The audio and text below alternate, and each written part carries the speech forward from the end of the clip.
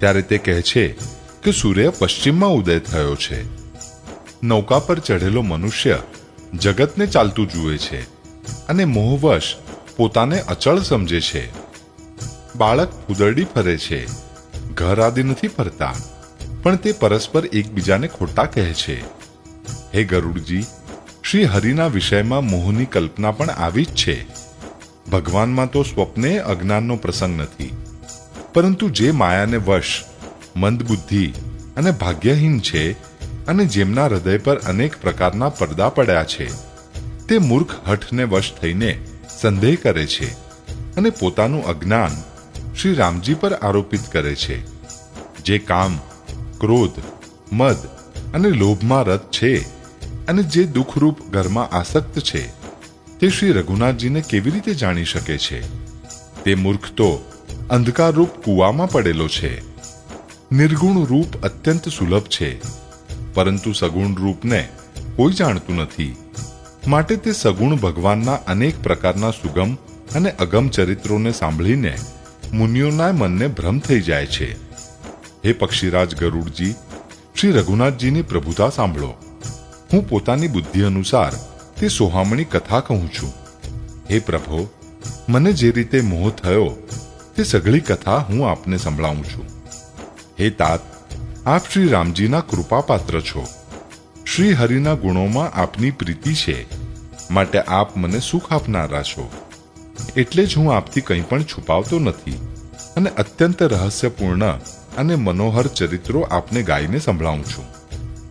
શ્રી રામચંદ્રજીનો સહજ સ્વભાવ સાંભળો. તેઓ ભક્તમાં અભિમાન ક્યારેય નથી રહેવા દેતા, કેમ કે અભિમાન જન્મ મરણરૂપ સંસારનું મૂળ છે અને અનેક પ્રકારના ક્લેશો તથા સમસ્ત શોકોને આપનારું છે. એટલે જ કૃપાનિધિ તેને દૂર કરી નાખે છે, કેમ કે સેવકની ઉપર તેમની બહુ જ અધિક મમતા છે. હે ગોસાઈ, જેમ બાળકના શરીરે ફોલ્લો થઈ જાય છે, તો માતા કઠોર હૃદયની થઈને તેને ચિરાવી નાખે છે. જો કે બાળક પહેલા દુઃખ પામે છે અને અધીર થઈને રોવે છે, તો પણ રોગોના નાશ માટે માતા બાળકની પીડાને સહેજ પણ ગણકારતી નથી. તે જ પ્રમાણે શ્રી રઘુનાથજી પોતાના દાસનું અભિમાન તેના હિતને માટે હરી લે છે. તુલસીદાસજી કહે છે કે ભ્રમનો ત્યાગ કરીને આવા પ્રભુને કેમ નથી ભજતા? હે પક્ષીરાજ ગરુડજી, શ્રી રામજીની કૃપા અને પોતાની જડતાની વાત કહું છું. ધ્યાન દઈને સાંભળો. જ્યારે જ્યારે શ્રી રામચંદ્રજી મનુષ્ય શરીર ધારણ કરે છે અને ભક્તોને માટે ઘણી જ લીલાઓ કરે છે, ત્યારે ત્યારે હું અયોધ્યાપુરી જઉં છું અને એમની બાળ લીલા જોઈને હર્ષિત થાઉં છું. ત્યાં જઈને હું જન્મ મહોત્સવ જોઉં છું અને ભગવાનની શિશુ લીલામાં લોભાઈને 5 વર્ષ સુધી ત્યાં જ રહું છું. બાળરૂપ શ્રી રામચંદ્રજી મારા ઈષ્ટદેવ છે, જેમના શરીરમાં અબજો કામદેવોની શોભા છે. હે ગરુડજી, પોતાના પ્રભુનું મુખ જોઈ જોઈને હું નેત્રોને સફળ કરું છું. નાનકડા કાગડાનો દેહ ધારણ કરીને અને ભગવાનની સાથે સાથે ફરીને હું તેમના જાત જાતના બાળ ચરિત્રોને જોયા કરું છું. બાળપણમાં તેઓ જ્યાં જ્યાં ફરે છે ત્યાં ત્યાં હું સાથે સાથે ઉડું છું અને આંગણામાં તેમનો જે એંઠવાડ પડે છે તે જ ઉઠાવીને ખાઉં છું. એક વખત શ્રી રઘુવીરે બધા ચરિત્રો બહુ અધિકતાથી કર્યા. પ્રભુની એ લીલાનું સ્મરણ કરતા જ કાગ ભૂષુંડીજીનું શરીર પ્રેમાનંદ વશ પુલકિત થઈ ગયું. ભૂષુંડીજી કહેવા લાગ્યા, હે પક્ષીરાજ, સાંભળો. શ્રી રામજીના ચરિત્ર સેવકોને સુખ આપનારા છે. અયોધ્યાના રાજમહેલ સર્વ પ્રકારે સુંદર છે. સોનાના મહેલમાં અનેક પ્રકારના રત્ન જડેલા છે. સુંદર આંગણાનું વર્ણન કરી શકાતું નથી. જ્યાં ચારે ભાઈ નિત્ય રમે છે. માતાને સુખ આપનારા બાળ વિનોદ કરતા શ્રી રઘુનાથજી આંગણામાં વિચરી રહ્યા છે. મરકત મણિ સમાન હરિતાભ, શ્યામ અને કોમળ શરીર છે. અંગે અંગમાં ઘણા જ કામદેવોની આભા છવાયેલી છે. નવીન લાલ કમળ સમાન લાલ લાલ કોમળ ચરણ છે. સુંદર આંગળીઓ છે અને નખ પોતાની જ્યોતિથી ચંદ્રમાની કાંતિને હરનારા છે. તળિયામાં વજરાદી ના 4 સુંદર ચિહ્નો છે. ચરણોમાં મધુર શબ્દ કરનારા સુંદર નુપુર છે. મણિરત્નોથી જડેલા સોનાના સુંદર કંદોરાનો અવાજ સોહામણો લાગી રહ્યો છે. પેટ પર 3 રેખાઓ છે. નાભી સુંદર અને ઊંડી છે. વિશાળ વક્ષસ્થળ પર અનેક પ્રકારના બાળ આભૂષણો અને વસ્ત્રો સુશોભિત છે.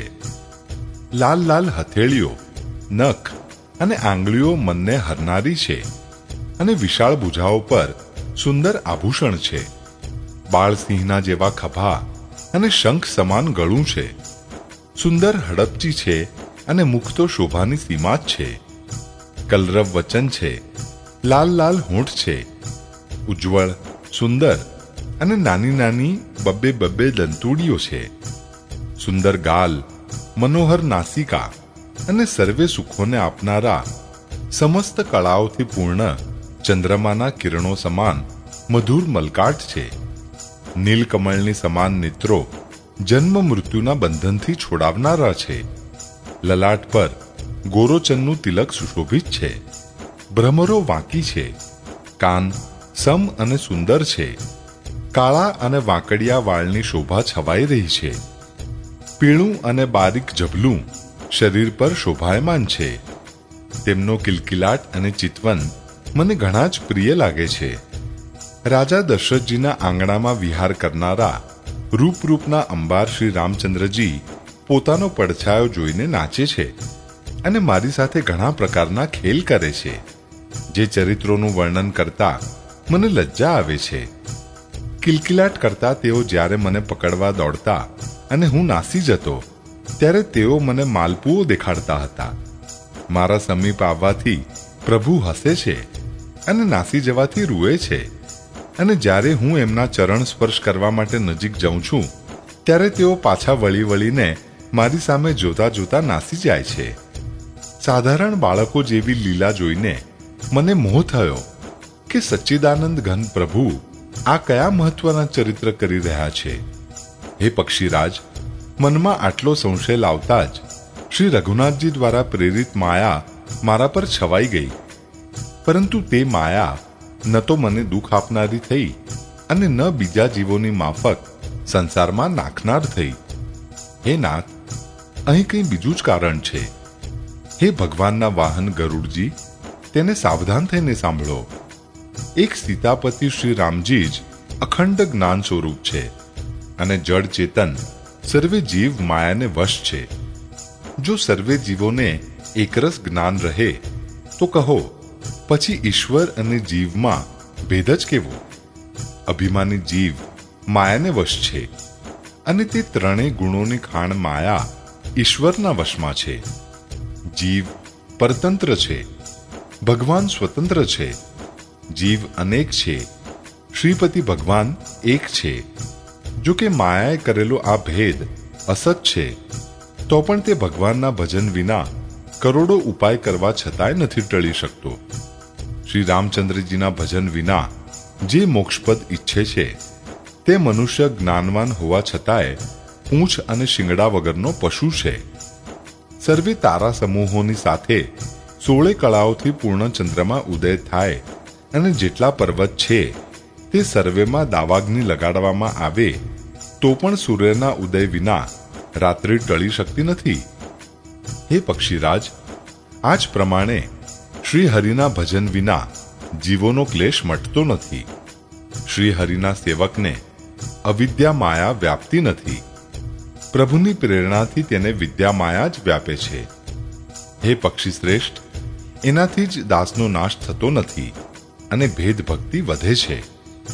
શ્રી રામજીએ મને જ્યારે ભ્રમથી ચકિત જોયો ત્યારે તે હસ્યા. તે વિશેષ ચરિત્ર સાંભળો. તે ખેલનો મર્મ કોઈએ ન જાણ્યો, ન નાના ભાઈઓએ અને ન તો માતા પિતાએ જ. તે શ્યામ શરીર અને લાલ લાલ હથેળી અને ચરણ તળવાળા બાળરૂપ શ્રી રામજી ઘૂંટણ અને હાથોના બળે મને પકડવા દોડ્યા. હે સર્પોના શત્રુ ગરુડજી, ત્યારે હું નાસી નીકળ્યો. શ્રી રામજીએ મને પકડવા માટે ભુજાઓ પ્રસારી. હું જેમ જેમ આકાશમાં દૂર ઉડતો તેમ જ ત્યાં શ્રી હરિની ભુજાઓ પોતાની પાસે જ જોતો હતો. હું બ્રહ્મલોક સુધી ગયો. અને જ્યારે ઉડતા ઉડતા મેં પાછળ જોયું તો હે તાત, શ્રી રામજીની ભુજા અને મારી વચ્ચે માત્ર 2 જ આંગળનું અંતર હતું. 7 આવરણને ભેદીને જ્યાં સુધી મારી ગતિ હતી ત્યાં સુધી હું ગયો, પણ ત્યાંય પ્રભુની ભુજાને પોતાની પાછળ જોઈને હું વ્યાકુળ થઈ ગયો. જ્યારે હું ભયભીત થઈ ગયો ત્યારે મેં આંખો મીચી દીધી. પછી આંખો ખોલીને જોતા જ અવધપુરીમાં પહોંચી ગયો. મને જોઈને શ્રી રામજી મલકાવા લાગ્યા. એમના હસતા જ હું તુરત જ એમના મુખમાં બેસી ગયો. હે પક્ષીરાજ, સાંભળો, મેં એમના પેટમાં ઘણા જ બ્રહ્માંડ સમૂહ જોયા. ત્યાં એ બ્રહ્માંડોમાં અનેક વિચિત્ર લોક હતા, જેમની રચના એક એકથી ચઢિયાતી હતી. કરોડો બ્રહ્માજી અને શિવજી, અગણિત તારા સમૂહ, સૂર્ય અને ચંદ્રમા, અગણિત લોકપાળ, યમ અને કાળ, અગણિત વિશાળ પર્વત અને ભૂમિ, અસંખ્ય સમુદ્ર, નદી, તળાવ અને વન, તથા બીજીએ અનેક પ્રકારની સૃષ્ટિનો વિસ્તાર જોયો. દેવો, મુનિ, સિદ્ધ, નાગ, મનુષ્ય, કિન્નર તથા 4 પ્રકારના જડ અને ચેતન જીવ જોયા. જે ક્યારે ન જોયું હતું, ન સાંભળ્યું, અને જે મનમાં પણ નહોતું સમાઈ શકતું, તે જ સર્વે અદ્ભુત સૃષ્ટિ મેં જોઈ. તો તેનું વર્ણન કઈ રીતે કરી શકાય? હું એક બ્રહ્માંડમાં 100 વર્ષ સુધી રહેતો. આ રીતે હું અનેક બ્રહ્માંડ જોતા ફર્યો. પ્રત્યેક લોકમાં જુદા જુદા બ્રહ્મા, જુદા જુદા વિષ્ણુ, શિવ, મનુ, દિક્પાળ, મનુષ્ય, ગંધર્વ, ભૂત, વેતાળ, કિન્નર, રાક્ષસ, પશુ, પક્ષી, સર્પ તથા અનેક જાતિના દેવો અને દૈત્ય સમૂહ હતા. ત્યાં સર્વે જીવ બીજા જ પ્રકારના હતા. અનેક પૃથ્વી, નદી, સમુદ્ર, તળાવ, પર્વત તથા સર્વે સૃષ્ટિ ત્યાં જુદા ને જુદા પ્રકારની હતી. પ્રત્યેક બ્રહ્માંડમાં મેં પોતાનું રૂપ જોયું તથા અનેકો અનુપમ વસ્તુઓ જોઈ. પ્રત્યેક ભુવનમાં ન્યારી જ અવધપુરી, ન્યારા જ સરયુજી અને ભિન્ન ભિન્ન પ્રકારના નર નારી પણ હતા. હે તાત, સાંભળો, દશરથજી, કૌશલ્યાજી અને ભરતજી આદિ ભાઈ પણ જુદા જુદા રૂપોમાં હતા. હું પ્રત્યેક બ્રહ્માંડમાં રામાવતાર અને એમની અપાર બાળ લીલાઓ જોતો ફરતો હતો. હે હરિવાહન, મેં સર્વે કંઈક ભિન્ન ભિન્ન અને અત્યંત વિચિત્ર જોયું. હું અગણિત બ્રહ્માંડોમાં ફર્યો, પણ પ્રભુ શ્રી રામચંદ્રજીને મેં જુદી રીતના ન જોયા. સર્વત્ર એ જ બાળપણ, એ જ શોભા અને એ જ કૃપાળુ શ્રી રઘુવીર. આ પ્રમાણે મોહરૂપી પવનની પ્રેરણાથી હું ભુવન ભુવનમાં જોતા ફરતો હતો. અનેક બ્રહ્માંડોમાં ભટકતા જાણે મને 100 કલ્પ વીતી ગયા. ફરતા ફરતા હું પોતાના આશ્રમમાં આવ્યો અને થોડોક સમય ત્યાં રહીને ગાળ્યો. પછી જ્યારે પોતાના પ્રભુનો અવધપુરીમાં જન્મ સાંભળવામાં આવ્યો ત્યારે પ્રેમથી પરિપૂર્ણ થઈને હું હર્ષપૂર્વક ઉઠીને દોડ્યો. જઈને મેં જન્મ મહોત્સવ જોયો, જે રીતે હું અગાઉ વર્ણન કરી ચૂક્યો છું. શ્રી રામચંદ્રજીના પેટમાં મેં ઘણા જગત જોયા, જે જોત જોતામાં જ બનતા હતા, વર્ણન નથી કરી શકાતા. ત્યાં વળી મેં સુગ્ન માયાના સ્વામી કૃપાળુ ભગવાન શ્રી રામને જોયા. હું વારંવાર વિચાર કરતો હતો. મારી બુદ્ધિ મોહરૂપી કિચડમાં વ્યાપ્ત હતી. આ સર્વે મેં 2 જ ઘડીમાં નિહાળ્યું. મનમાં વિશેષ મોહ થવાથી હું થાકી ગયો. મને વ્યાકુળ જોઈને કૃપાળુ શ્રી રઘુવીર હસી પડ્યા. હે ધીર બુદ્ધિ ગરુડજી, સાંભળો. તેમના હસતા વેત જ હું મુખમાંથી બહાર આવી ગયો. શ્રી રામચંદ્રજી મારી સાથે પાછા એ જ બાળપણું કરવા લાગ્યા. હું કરોડો પ્રકારે મનને સમજાવતો હતો, પણ તે શાંતિ પામતું ન હતું. આ બાળ ચરિત્ર જોઈને અને ઉદરની અંદર જોયેલી તે પ્રભુતાનું સ્મરણ કરીને હું શરીરનું ભાન ભૂલી ગયો અને હે આર્તજનોના રક્ષક, રક્ષા કરો, રક્ષા કરો એમ પોકારતા હું પૃથ્વી પર ઢળી પડ્યો. મુખમાંથી વાત નીકળતી ન હતી. તત્પશ્ચાત પ્રભુએ મને પ્રેમ વિવળ જોઈને પોતાની માયાની પ્રભુતાને રોકી લીધી. પ્રભુએ પોતાનો કર કમળ મારા હાથે મૂક્યો. દીન દયાળુએ મારું સંપૂર્ણ દુઃખ હરી લીધું. સેવકોને સુખ આપનારા કૃપાના સમૂહ શ્રી રામજીએ મને મોહથી સર્વથા રહિત કરી દીધો. તેમની અગાઉની પ્રભુતાનો વિચાર કરીને મારા મનમાં ઘણો ભારે હર્ષ થયો. પ્રભુની ભક્ત વત્સલતા જોઈને મારા હૃદયમાં ઘણો જ પ્રેમ ઉત્પન્ન થયો.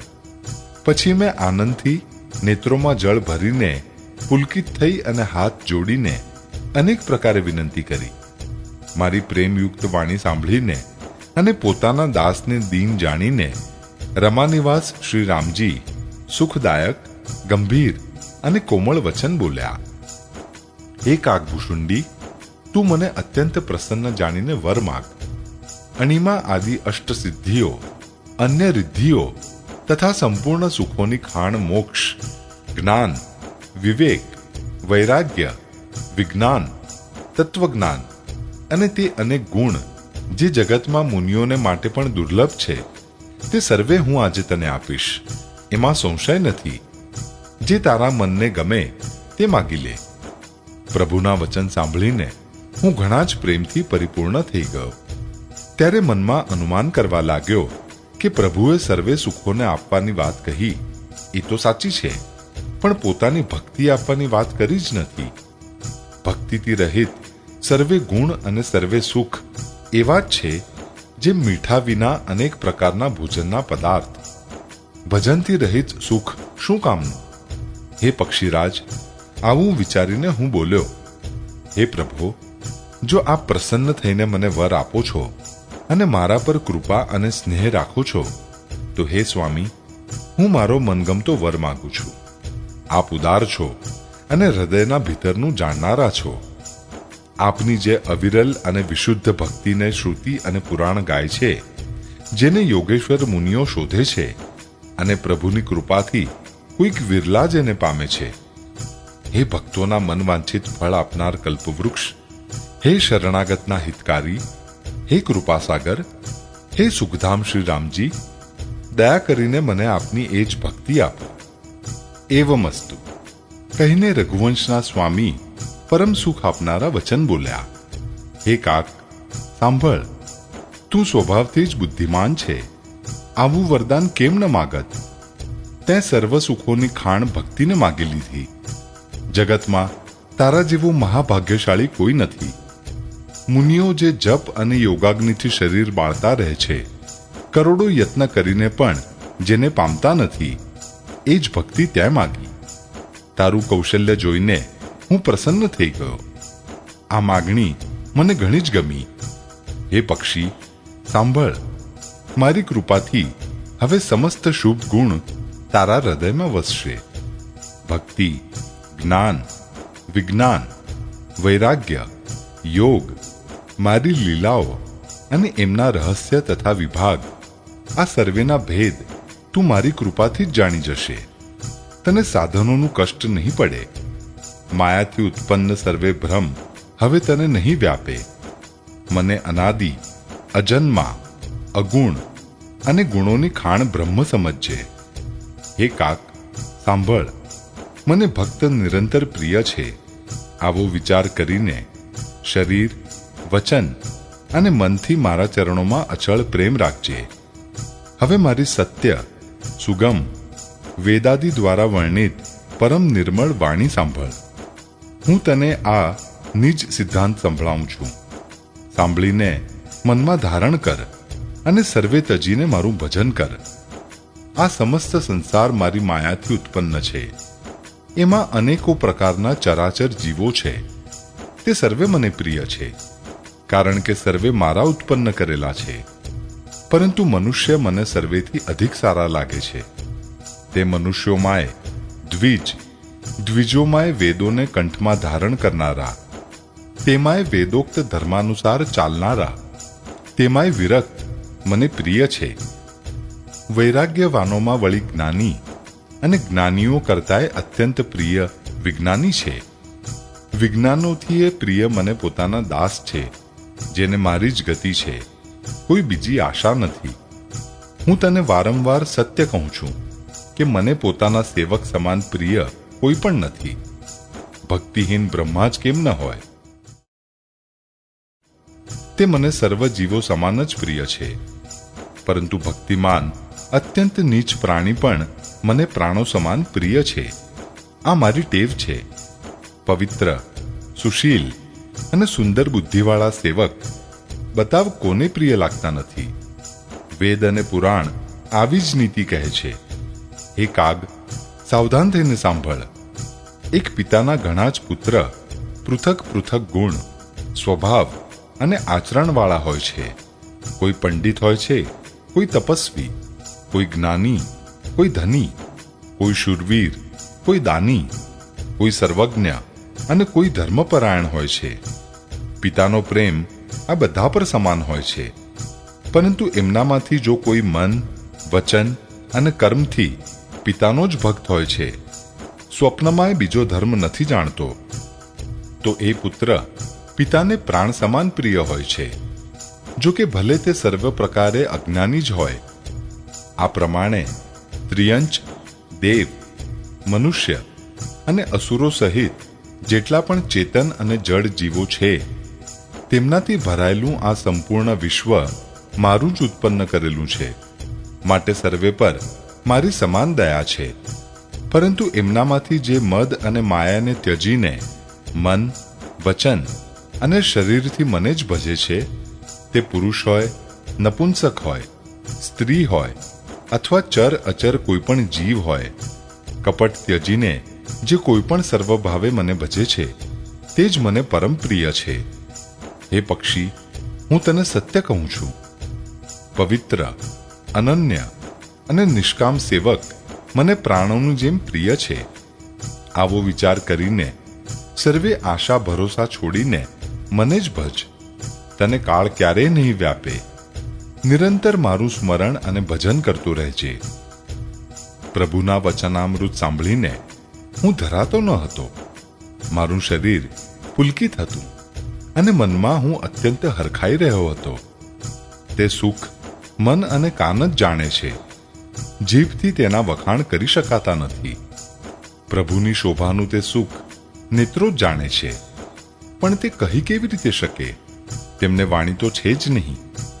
મને અનેક પ્રકારે સારી રીતે સમજાવીને અને સુખ આપીને પ્રભુ એ જ બાળકોના ખેલ કરવા લાગ્યા. નેત્રોમાં જળ ભરીને અને મુખને કંઈક વૃક્ષ કરીને તેમણે માતાની સામે જોયું અને મુખાકૃતિ તથા ચિતવન દ્વારા માતાને સમજાવી દીધું કે ઘણી ભૂખ લાગી છે. આ જોઈને માતા તરત ઉઠીને દોડી અને કોમળ વચન કહીને તેમણે શ્રી રામજીને છાતીએ લગાડી દીધા. માતા ખોળામાં લઈને એમને દૂધ પીવડાવવા લાગી અને શ્રી રઘુનાથજીની લલિત લીલાઓ ગાવા લાગી. જે સુખને માટે સર્વેને સુખ આપનારા કલ્યાણ રૂપ ત્રિપુરારી શિવજીએ અશુભ વેશ ધારણ કર્યો, તે સુખમાં અવધપુરીના નરનારી નિરંતર નિમગ્ન રહે છે. તે સુખનો લવલેશ માત્ર જેમણે એકવાર સ્વપ્નમાં પ્રાપ્ત કરી લીધો, હે પક્ષીરાજ, તે સુંદર બુદ્ધિવાળા સજ્જન પુરુષ તેની સામે બ્રહ્મ સુખને પણ કંઈ ગણતા નથી. હું બીજા થોડાક સમય સુધી અવધપુરીમાં રહ્યો અને મેં શ્રી રામજીની રસિક બાળ લીલાઓ જોઈ.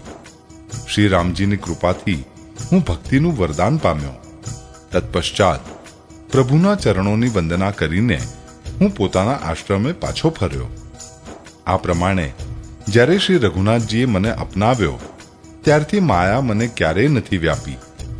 શ્રી હરિની માયાએ મને જેમ નચાવ્યો તે સર્વે ગુપ્ત ચરિત્ર મેં કહ્યા. હે પક્ષીરાજ ગરુડ, હવે હું તમને મારો પોતાનો અનુભવ કહું છું. તે આ છે કે ભગવાનના ભજન વિના ક્લેશ દૂર થતા નથી. હે પક્ષીરાજ, સાંભળો. શ્રી રામજીની કૃપા વિના શ્રી રામજીની પ્રભુતા નથી જાણી શકાતી. પ્રભુતા જાણ્યા વિના તેના પર વિશ્વાસ નથી જામતો. વિશ્વાસના વિના પ્રીતિ નથી થતી અને પ્રીતિ વિના ભક્તિ એવી જ રીતે દ્રઢ નથી થતી જેમ હે પક્ષીરાજ જળની ચિકાશ દ્રઢ રહેતી નથી. ગુરુ વિના શું જ્ઞાન થઈ શકે છે? અથવા વૈરાગ્ય વિના ક્યાંય જ્ઞાન થઈ શકે છે? આ જ રીતે વેદ અને પુરાણ કહે છે કે શ્રી હરિની ભક્તિ વિના શું સુખ મળી શકે છે? હે તાત, સ્વાભાવિક સંતોષ વિના શું કોઈ શાંતિ પામી શકે છે? ભલે કરોડો ઉપાય કરીને હઠે ભરાઈ ભરાઈને મરો તો પણ શું ક્યાંય જળ વિના નાવ ચાલી શકે છે? સંતોષ વિના કામનાનો નાશ થતો નથી અને કામનાઓની હયાતીમાં સ્વપ્ને સુખ મળી શકતું નથી. અને શ્રી રામના ભજન વિના કામનાઓ ક્યાંય મટી શકે છે? ધરતી વિના ક્યાંય ઝાડ ઉગી શકે છે? વિજ્ઞાનના વિના શું સંભાવ આવી શકે છે? આકાશ વિના શું કોઈ રિક્ત સ્થાન પામી શકે છે? શ્રદ્ધા વિના ધર્મ નથી થતો. શું પૃથ્વી તત્વ વિના કોઈ ગંધ પામી શકે છે? તપ વિના શું તેજ પ્રસરી શકે છે? જળ તત્વ વિના સંસારમાં શું રસ હોઈ શકે છે? પંડિતજનોની સેવા વિના શું શીલ પ્રાપ્ત થઈ શકે છે? હે ગોસાઈ, તેજ વિના રૂપ નથી મળતું. નિજ સુખ વિના શું મન સ્થિર થઈ શકે છે? વાયુ તત્વના વિના શું સ્પર્શ થઈ શકે છે? શું વિશ્વાસના વિના કોઈ પણ સિદ્ધિ થઈ શકે છે? આ પ્રમાણે શ્રી હરિના ભજન વિના જન્મ મૃત્યુના ભયનો નાશ થતો નથી. વિના વિશ્વાસે ભક્તિ નથી થતી. ભક્તિ વિના શ્રી રામજી પલળતા નથી અને શ્રી રામજીની કૃપા વિના જીવ સ્વપ્નમાંય શાંતિ પામતો નથી. હે ધીર બુદ્ધિ, આવો વિચાર કરીને સંપૂર્ણ તર્કો અને સંદેહોને ત્યજીને કરુણાની ખાણ, સુંદર અને સુખ આપનાર શ્રી રઘુવીરનું ભજન કરો. હે પક્ષીરાજ, હે નાથ, મેં પોતાની બુદ્ધિ અનુસાર પ્રભુના પ્રતાપ અને મહિમાનું ગાન કર્યું. મેં આમાં કોઈ વાત યુક્તિથી વધારીને નથી કહી. આ સર્વે પોતાની આંખે નિહાળીને કહ્યું છે. શ્રી રઘુનાથજીનો મહિમા, નામ, રૂપ અને ગુણોની કથા સર્વે અપાર અને અનંત છે તથા શ્રી રઘુનાથજી સ્વયં પણ અનંત છે. મુનિગણ પોતપોતાની બુદ્ધિ પ્રમાણે શ્રી હરિના ગુણ ગાય છે. વેદ, શેષ અને શિવજી પણ તેમનો પાર નથી પામતા. આપથી માંડીને મચ્છર સુધીના સર્વે નાના મોટા પક્ષી આકાશમાં ઉડે છે, પરંતુ આકાશનો અંત કોઈ નથી પામતા. આ જ પ્રમાણે હે તાત, શ્રી રઘુનાથજીના મહિમામાં ગોથું મારે પણ શું કોઈ તેનો તાગ પામી શકે છે? શ્રી રામજીનો અબજો કામદેવો સમાન સુંદર દેહ છે. તેઓ અનંત કોટી દુર્ગાઓ સમાન શત્રુનાશક છે. અબજો ઇન્દ્રોની જેમ એમનો વિલાસ છે. અબજો આકાશોની જેમ તેમનામાં અનંત અવકાશ છે. અબજો પવનની સમાન મહાન બળ એમનામાં છે અને અબજો સૂર્યો જેવો પ્રકાશ છે. અબજો ચંદ્રમાઓ જેવા તેઓ શીતળ અને સમસ્ત ભયોને નાશ કરનારા છે. અબજો કાળોની જેમ તેઓ અત્યંત દુસ્તર, દુર્ગમ અને દુરંત છે. તે ભગવાન અબજો અગ્નિ જેવા અત્યંત પ્રબળ છે. અબજો પાતાળ જેવા પ્રભુ અગાધ છે. અબજો યમરાજની પેઠે ભયાનક છે. અનંત કોટી તીર્થ સમાન તે પવિત્ર કરનારા છે. તેમનું નામ સંપૂર્ણ પાપ સમૂહોનો નાશ કરનારું છે. શ્રી રઘુવીર કરોડો હિમાલય સમાન અચળ છે અને અબજો સમુદ્રો સમાન ગંભીર છે. ભગવાન અબજો કામધેનુઓની જેવા સર્વે કામનાઓને આપનારા છે. અનંત કોટી સરસ્વતીઓ સમાન ચતુરતા તેમનામાં છે. અબજો બ્રહ્માઓ સમાન સૃષ્ટિ રચનાની નિપુણતા છે. તેઓ કરોડો વિષ્ણુઓ સમાન પાલન કરનારા અને અબજો રુદ્રો સમાન સંહાર કરનારા છે. તેઓ અબજો કુબેરો સમાન ધનવાન અને કરોડો માયાની સમાન સૃષ્ટિના ભંડાર છે. ભાર ઉપાડવામાં તેઓ અબજો શેષોની સમાન છે. અધિક શું, જગદીશ્વર પ્રભુ શ્રી રામજી સર્વે વાતોમાં સીમા રહિત અને ઉપમા રહિત છે. શ્રી રામજી ઉપમા રહિત છે, તેમની કોઈ બીજી ઉપમા છે જ નહીં. શ્રી રામની સમાન શ્રી રામ જ છે એવું વેદો કહે છે. જેમ અબજો આજ્ઞાઓને સમાન કહેવાથી સૂર્ય અત્યંત લઘુતાને જ પ્રાપ્ત થાય છે, તે જ પ્રમાણે પોતપોતાની બુદ્ધિના વિકાસ અનુસાર મુનીશ્વર શ્રી હરિનું વર્ણન કરે છે, પરંતુ પ્રભુ ભક્તોના ભાવ માત્રને ગ્રહણ કરનારા અને અત્યંત કૃપાળુ છે. તેઓ એ વર્ણનને પ્રેમ સહિત સાંભળીને સુખ માને છે. શ્રી રામજી અપાર ગુણોના સાગર છે.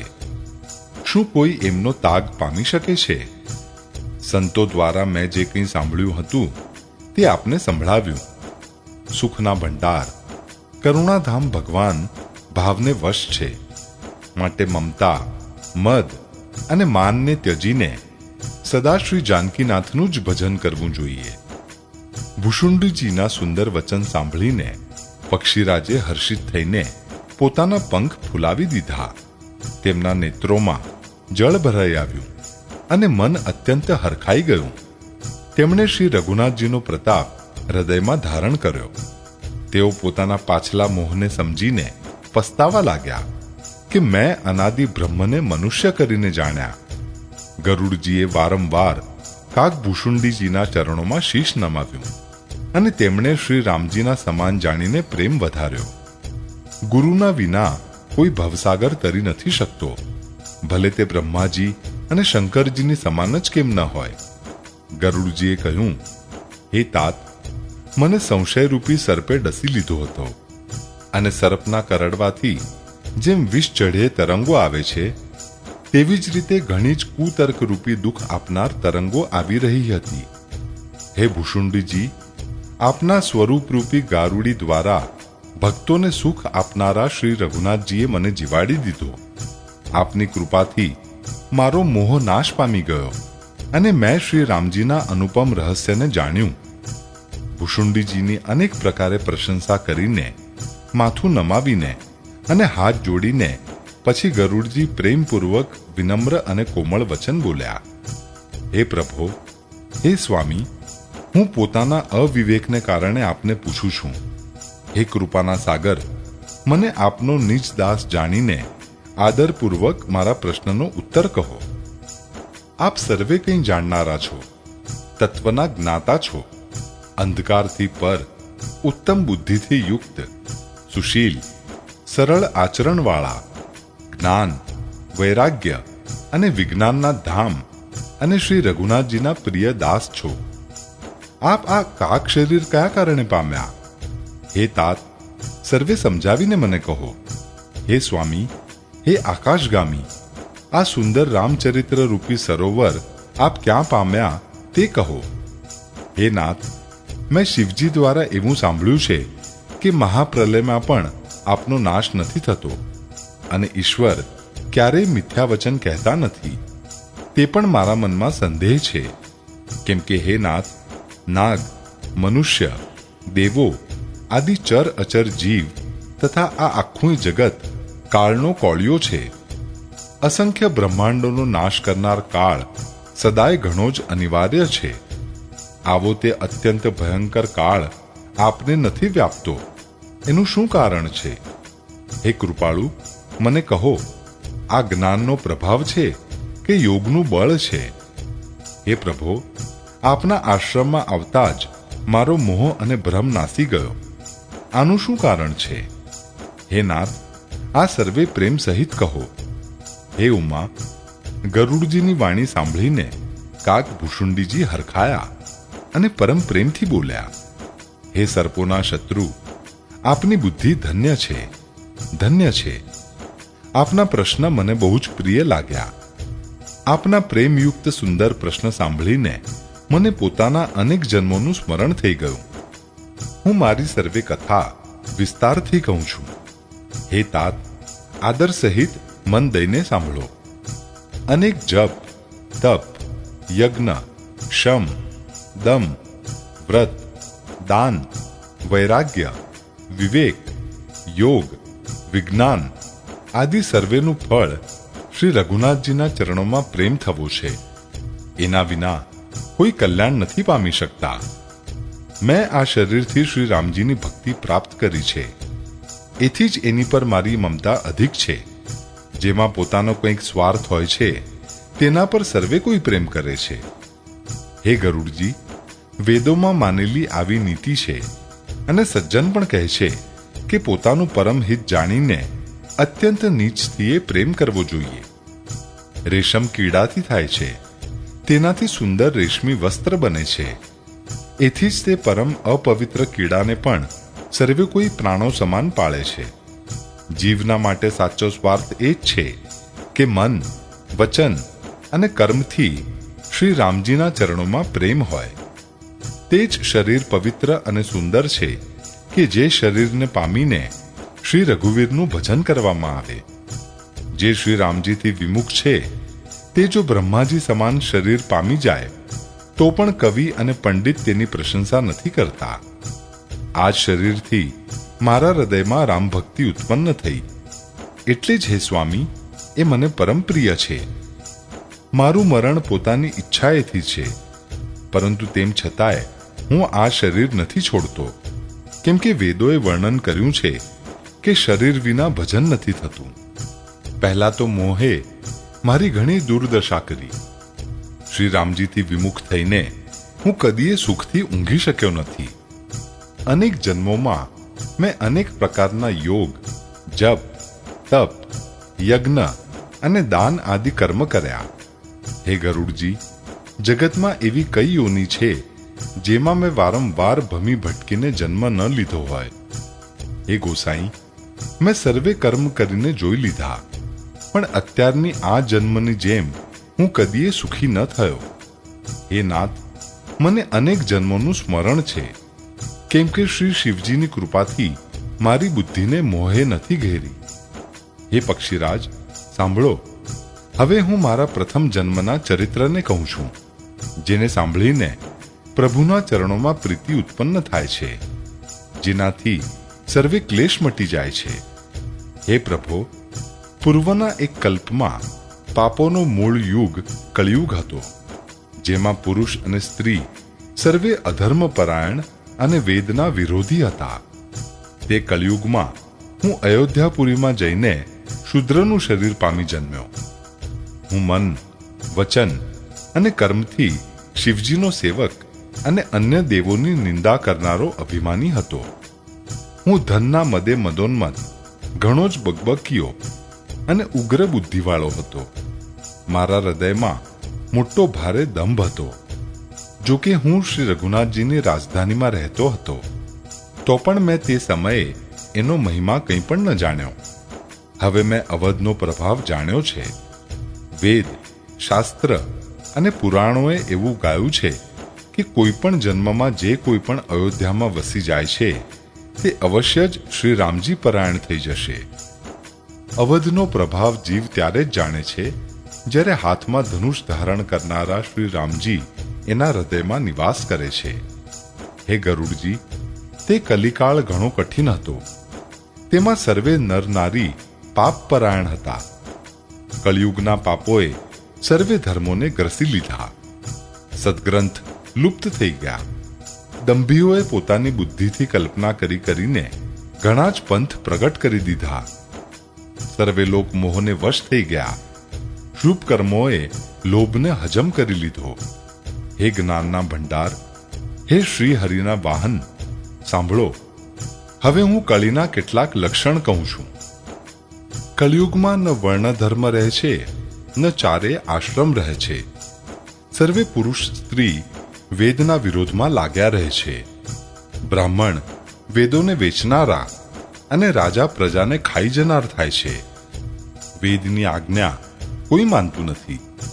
જેને જે ગમી જાય તે જ માર્ગ છે. જે ડંફાસ મારે છે તે જ પંડિત છે. જેમની ક્રિયાઓનું મૂળ મિથ્યા છે અને જે દંભમાં રત છે તેને જ સર્વ કોઈ સંત કહે છે. જે કોઈ રીતે બીજાનું ધન હરણ કરી લે તે જ બુદ્ધિમાન છે. જે દંભ કરે છે તે જ મોટો આચારવાન છે.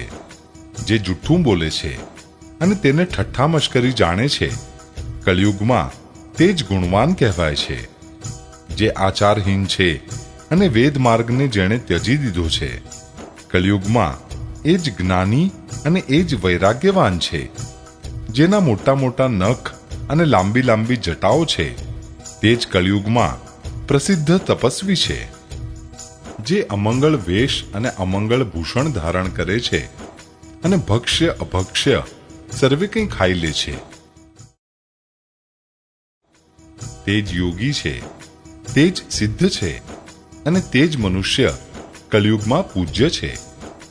જેમનું આચરણ બીજાઓનો અપકાર કરનારું છે એમનું જ મોટું ગૌરવ થાય છે અને તે જ સન્માનને યોગ્ય હોય છે. જે મન, વચન અને કર્મથી લબાડ છે તે જ કળિયુગમાં વક્તા માનવામાં આવે છે. હે ગોસાઈ, સર્વે મનુષ્ય સ્ત્રીઓના વિશેષ વશમાં છે અને જાદુગરના વાંદરાની જેમ નાચે છે. બ્રાહ્મણોને શુદ્ર જ્ઞાનોપદેશ કરે છે અને ગળામાં જનોઈ નાખીને કુત્સિત દાન લે છે. સર્વે પુરુષ કામ અને લોભમાં તત્પર અને ક્રોધી હોય છે. દેવો, બ્રાહ્મણ, વેદ અને સંતના વિરોધી હોય છે. અભાગણી સ્ત્રીઓ ગુણોના ધામ સુંદર પતિને ત્યજીને પરપુરુષનું સેવન કરે છે.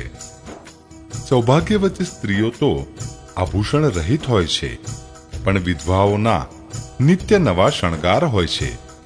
શિષ્ય અને ગુરુમાં બહેરા અને આંધળા જેવો હિસાબ હોય છે. શિષ્ય ગુરુના ઉપદેશને સાંભળતા નથી અને ગુરુ દેખતા નથી. જે ગુરુ શિષ્યનું ધન હરણ કરે છે પણ શોકને હરણ નથી કરતા, તે ઘોર નરકમાં પડે છે. માતા પિતા બાળકોને બોલાવીને એ જ ધર્મ શીખવાડે છે જેનાથી પેટ ભરાય. સ્ત્રી પુરુષ બ્રહ્મ જ્ઞાનના સિવાય બીજી વાત કરતા નથી, પરંતુ તેઓ લોભવશ કોડીઓ માટે બ્રાહ્મણ અને ગુરુની હત્યા કરી નાખે છે. શુદ્ર બ્રાહ્મણો સાથે વિવાદ કરે છે અને કહે છે કે અમે શું તમારાથી કંઈ કમ છીએ? જે બ્રહ્મને જાણે છે તે જ શ્રેષ્ઠ બ્રાહ્મણ છે. આવું કહીને તેઓ એમને ધમકાવીને આંખો દેખાડે છે. જે પારકી સ્ત્રીમાં આસક્ત, કપટ કરવામાં ચતુર અને મોહ, દ્રોહ અને મમતામાં લપેટાયેલા છે તે જ મનુષ્ય અભેદવાદી જ્ઞાની છે. મેં તે કળિયુગનું આ ચરિત્ર જોયું. તે સ્વયં તો નષ્ટ થયેલા જ રહે છે. જે ક્યાંક કોઈ સન્માર્ગનું પ્રતિપાલન કરે છે તેમને પણ તેઓ નષ્ટ કરી નાખે છે. જે તર્ક કરીને વેદની નિંદા કરે છે તે લોકો કલ્પોકલ્પ સુધી એક એક નરકમાં પડ્યા રહે છે. ઘાંચી, કુંભાર, ચાંડાલ, ભીલ, કોલ અને કલાલ આદિ જે વર્ણમાં નીચ છે તેઓ સ્ત્રીના મરે અથવા ઘરની સંપત્તિ નષ્ટ થઈ ગયે માથું મુંડાવીને સંન્યાસી થઈ જાય છે. તે પોતાને બ્રાહ્મણો દ્વારા પૂજાવડાવે છે અને પોતાના જ હાથે બંને લોક નષ્ટ કરે છે. બ્રાહ્મણ અભણ, લોભી, કામી, આચારહીન, મૂર્ખ અને નીચ જાતિની વ્યભિચારિણી સ્ત્રીઓના સ્વામી હોય છે. શુદ્ર અનેક પ્રકારના જપ, તપ અને વ્રત કરે છે તથા ઊંચા આસને બેસીને પુરાણ કહે છે. સર્વે મનુષ્ય મનમાન્યું આચરણ કરે છે. અપાર અનીતિનું વર્ણન કરી શકાતું નથી. કળિયુગમાં સર્વે લોકો વર્ણસંકર અને મર્યાદાથી ચ્યુત થઈ ગયા. તેઓ પાપ કરે છે અને એના ફળ સ્વરૂપે દુઃખ, ભય, રોગ, શોક અને પ્રિય વસ્તુનો વિયોગ પામે છે. વેદ સંબંધ તથા વૈરાગ્ય અને જ્ઞાનથી યુક્ત જે હરિભક્તિનો માર્ગ છે, મોહવશ મનુષ્ય તેની ઉપર નથી ચાલતા અને અનેક નવા નવા પંથોની કલ્પના કરે છે. સંન્યાસી ઘણું ધન વાપરીને ઘર સજાવે છે. તેમનામાં વૈરાગ્ય નથી રહ્યો. વિષયોએ તેમને હરી લીધા છે.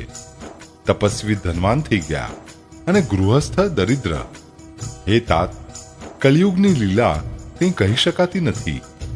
કુળવંતી અને સતી સ્ત્રીને પુરુષ ઘરમાંથી કાઢી મૂકે છે અને સારી ચાલવાળીને ત્યજીને ઘરમાં દાસીને લાવીને રાખે છે.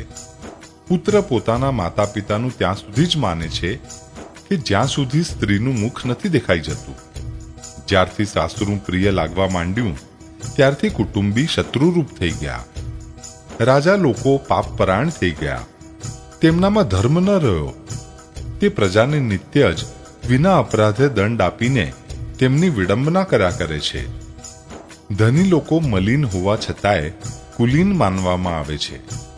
દ્વિજનું ચિહ્ન જનોય માત્ર રહી ગયું અને નાગા શરીરે રહેવું તપસ્વીઓનું, જે વેદો અને પુરાણોને નથી માનતા, કલિયુગમાં તે જ હરિભક્ત અને સાચા સંત કહેવડાવે છે.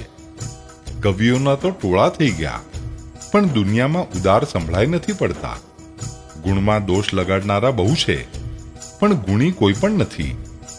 કલિયુગમાં વારંવાર દુકાળ પડે છે. અન્ન વિના બધા લોકો દુઃખી થઈને ટળવળીને મરે છે. હે પક્ષીરાજ ગરુડજી, સાંભળો. કલિયુગમાં કપટ, હઠ, દંભ, દ્વેષ, પાખંડ, માન, મોહ, કામ અને મદ બ્રહ્માંડભરમાં વ્યાપ્ત થઈ ગયા. મનુષ્ય જપ, તપ, યજ્ઞ, વ્રત અને દાન આદિ ધર્મ તામસી ભાવથી કરવા લાગ્યા. દેવ પૃથ્વી પર જળ નથી વરસાવતા અને વાવેલું અન્ન ઉગતું નથી. સ્ત્રીઓના વાળ જ ભૂષણ છે, અર્થાત એમના શરીર પર કોઈ આભૂષણ ન રહ્યું, અને એમને ભૂખ બહુ લાગે છે, અર્થાત તેઓ સદા અતૃપ્ત જ રહે છે. તેઓ ધનહીન અને અનેક પ્રકારની મમતા થવાને કારણે દુઃખી રહે છે. તે મૂર્ખ સુખ ઈચ્છે છે, પણ ધર્મમાં એમનો પ્રેમ નથી.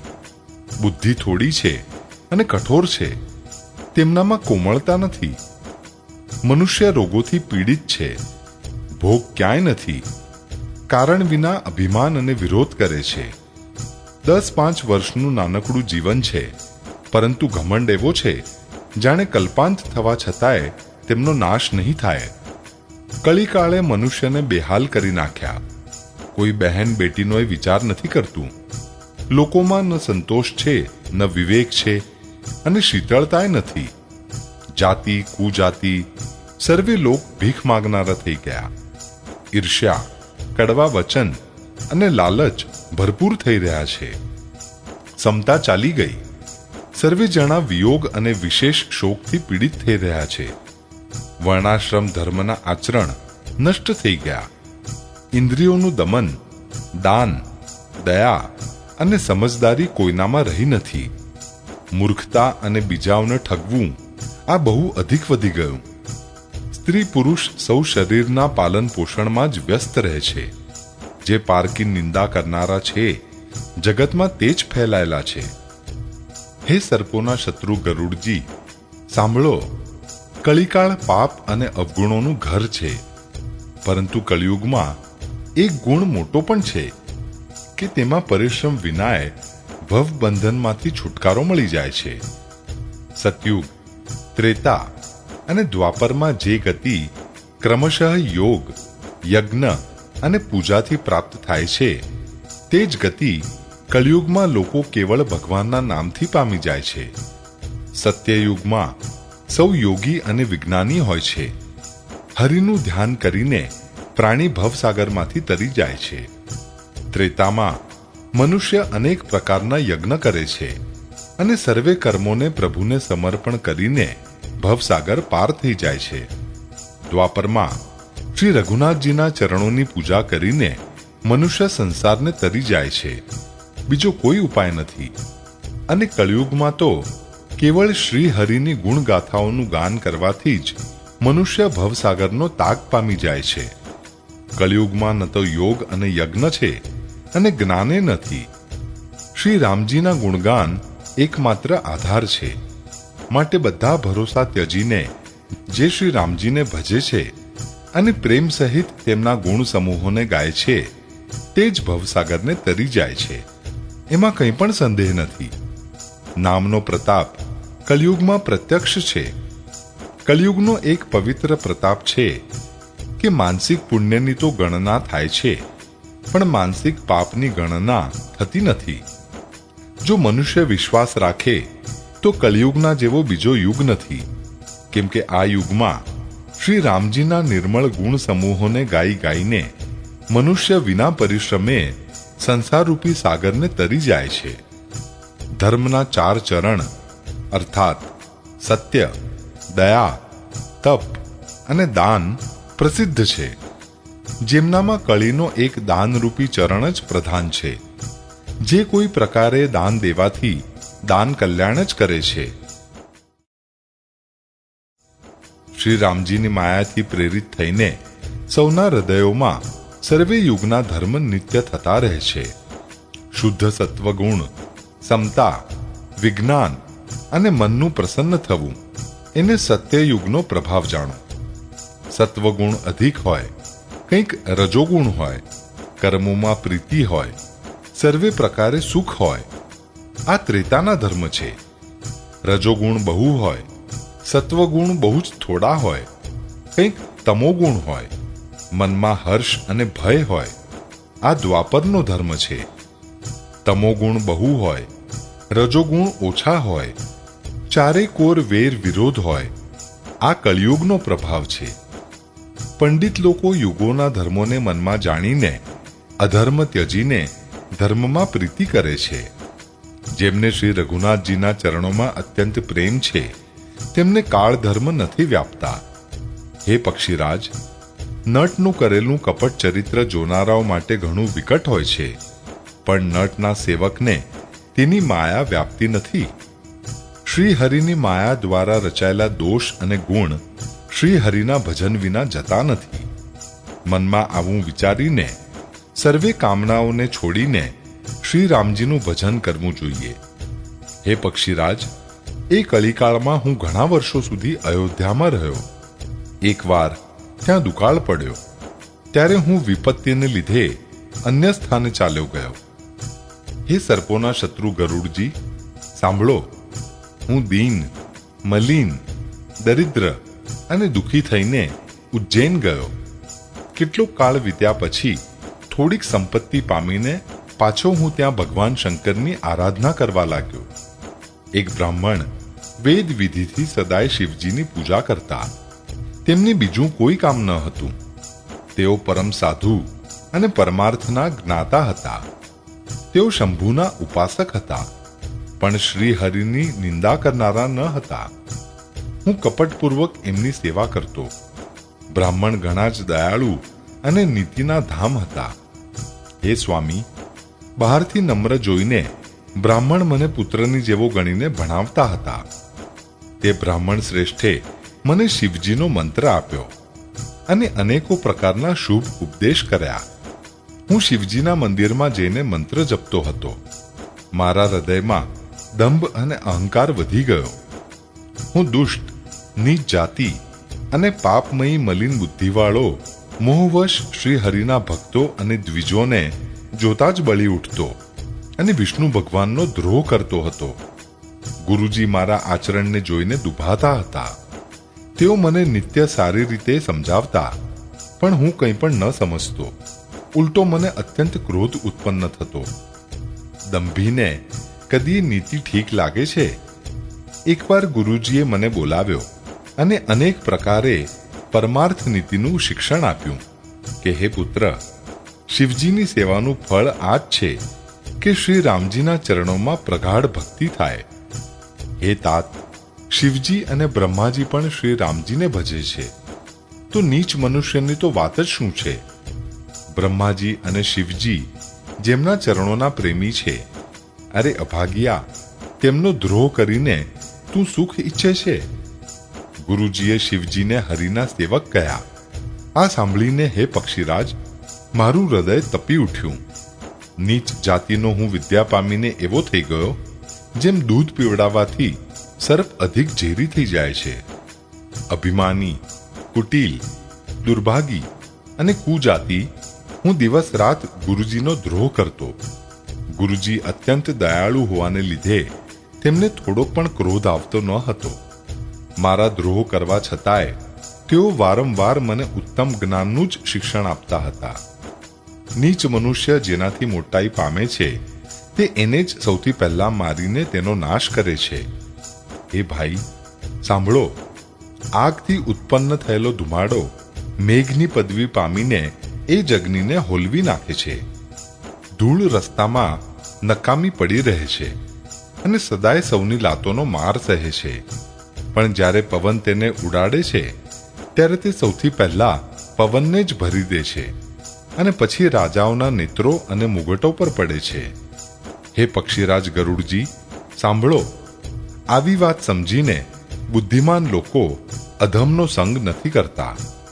કવિ અને પંડિત આવી નીતિ કહે છે કે દુષ્ટ સાથે ન તો કલહ ઠીક છે અને ન તો પ્રેમ કરવો ઠીક છે.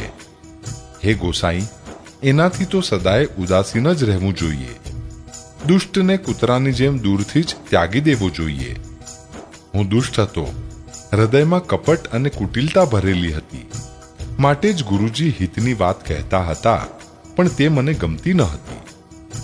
એક દિવસ હું શિવજીના મંદિરમાં શિવનામ જપી રહ્યો હતો. તે સમયે ગુરુજી ત્યાં આવ્યા, પરંતુ અભિમાનને લીધે મેં ઉઠીને તેમને પ્રણામ ન કર્યા. ગુરુજી દયાળુ હતા. મારો દોષ જોઈને પણ એમણે કંઈ કહ્યું નહીં. તેમના હૃદયમાં લેશ માત્ર ક્રોધ ન થયો. પણ ગુરુનું અપમાન બહુ મોટું પાપ છે, માટે મહાદેવજી તેને સહી ન શક્યા. મંદિરમાં આકાશવાણી થઈ કે અરે હતભાગી, મૂર્ખ, અભિમાની, જો કે તારા ગુરુને ક્રોધ નથી, તે અત્યંત કૃપાળુ ચિત્તના છે અને તેમને પૂર્ણ તથા યથાર્થ જ્ઞાન છે. તો પણ હે મૂર્ખ, હું તને શાપ આપીશ, કારણ કે નીતિનો વિરોધ મને ઠીક નથી લાગતો. અરે દુષ્ટ, જો હું તને દંડ ન આપું તો મારો વેદમાર્ગ પણ ભ્રષ્ટ થઈ જાય. જે મૂર્ખ ગુરુની ઈર્ષ્યા કરે છે તે કરોડો યુગો સુધી રૌરવ નર્કમાં પડ્યા રહે છે. પછી ત્યાંથી નીકળીને તે તિર્યંચ યોનિઓમાં શરીર ધારણ કરે છે અને 10,000 જન્મો સુધી દુઃખ પામતા રહે છે. અરે પાપી, તું ગુરુની સામે અજગરની જેમ બેસી રહ્યો. અરે દુષ્ટ, તારી બુદ્ધિ પાપથી ઢંકાઈ ગઈ છે, માટે તું સર્પ થઈ જા. અરે અધમથી અધમ, આ અધોગતિને પામીને કોઈ મોટા ભારે ઝાડના પોલાણમાં જઈને રહે. શિવજીનો ભયાનક શાપ સાંભળીને ગુરુજીએ હાહાકાર કર્યો. મને ધ્રુજતો જોઈને એમના હૃદયમાં ઘણો સંતાપ ઉત્પન્ન થયો.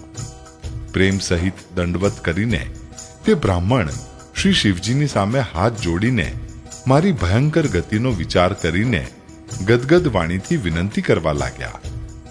હે મોક્ષ સ્વરૂપ, વિભુ, વ્યાપક, બ્રહ્મ અને વેદ સ્વરૂપ, ઈશાન દિશાના ઈશ્વર તથા સર્વેના સ્વામી શ્રી શિવજી, હું આપને નમસ્કાર કરું છું.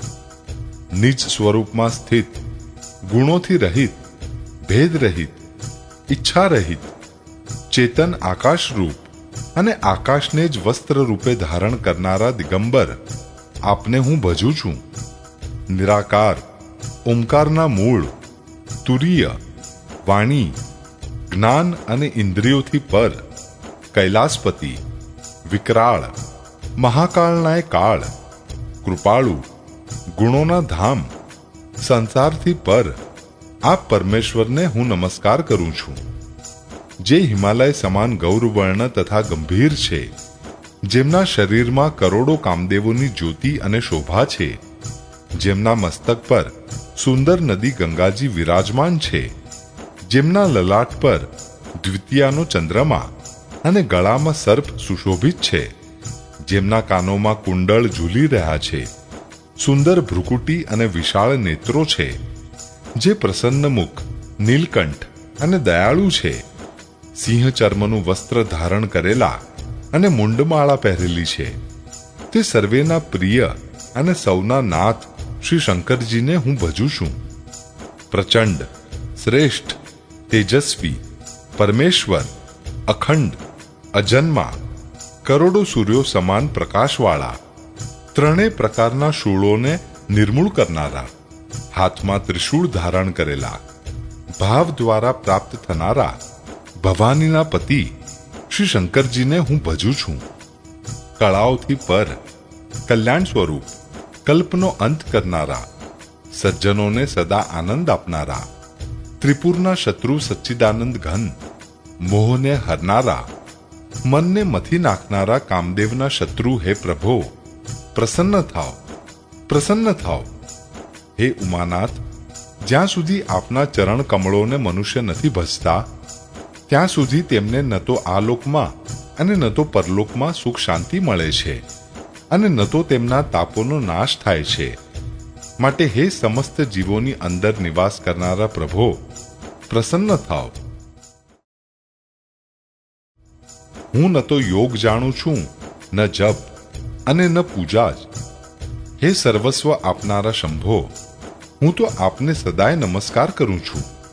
હે પ્રભો, વૃદ્ધાવસ્થા તથા જન્મ મૃત્યુના દુઃખ સમૂહોમાં બળી રહેલા મારા જેવા દુઃખી શરણાગતોની દુઃખોથી રક્ષા કરો. હે ઈશ્વર, હે શંભો, હું આપને નમસ્કાર કરું છું.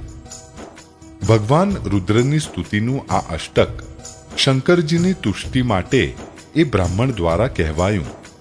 જે મનુષ્ય આનું ભક્તિપૂર્વક પઠન કરે છે તેની ઉપર ભગવાન શંભુ પ્રસન્ન થાય છે. સર્વજ્ઞ શિવજીએ વિનંતી સાંભળી અને બ્રાહ્મણનો પ્રેમ જોયો. પછી મંદિરમાં આકાશવાણી થઈ કે હે દ્વિજ શ્રેષ્ઠ, વર માંગો.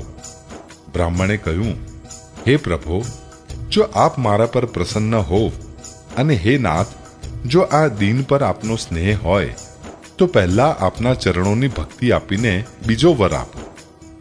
હે પ્રભો, આ અજ્ઞાની જીવ આપની માયાને વશ થઈને નિરંતર ભૂલી ભટકે છે. હે કૃપાના સાગર ભગવાન, તેના પર ક્રોધ ન કરો. હે દીનો પર દયા કરનારા શંકર, હવે આની ઉપર કૃપાળુ થાઓ, જેથી હે નાથ, ટૂંક સમયમાં જ આના પર શાપ પછી અનુગ્રહ થઈ જાય. હે કૃપાનિધાન, હવે તે જ કરો જેનાથી આનું પરમ કલ્યાણ થાય. બીજાના હિતની તરબોળ થયેલ બ્રાહ્મણની વાણી સાંભળીને પછી આકાશવાણી થઈ, એવમસ્તુ.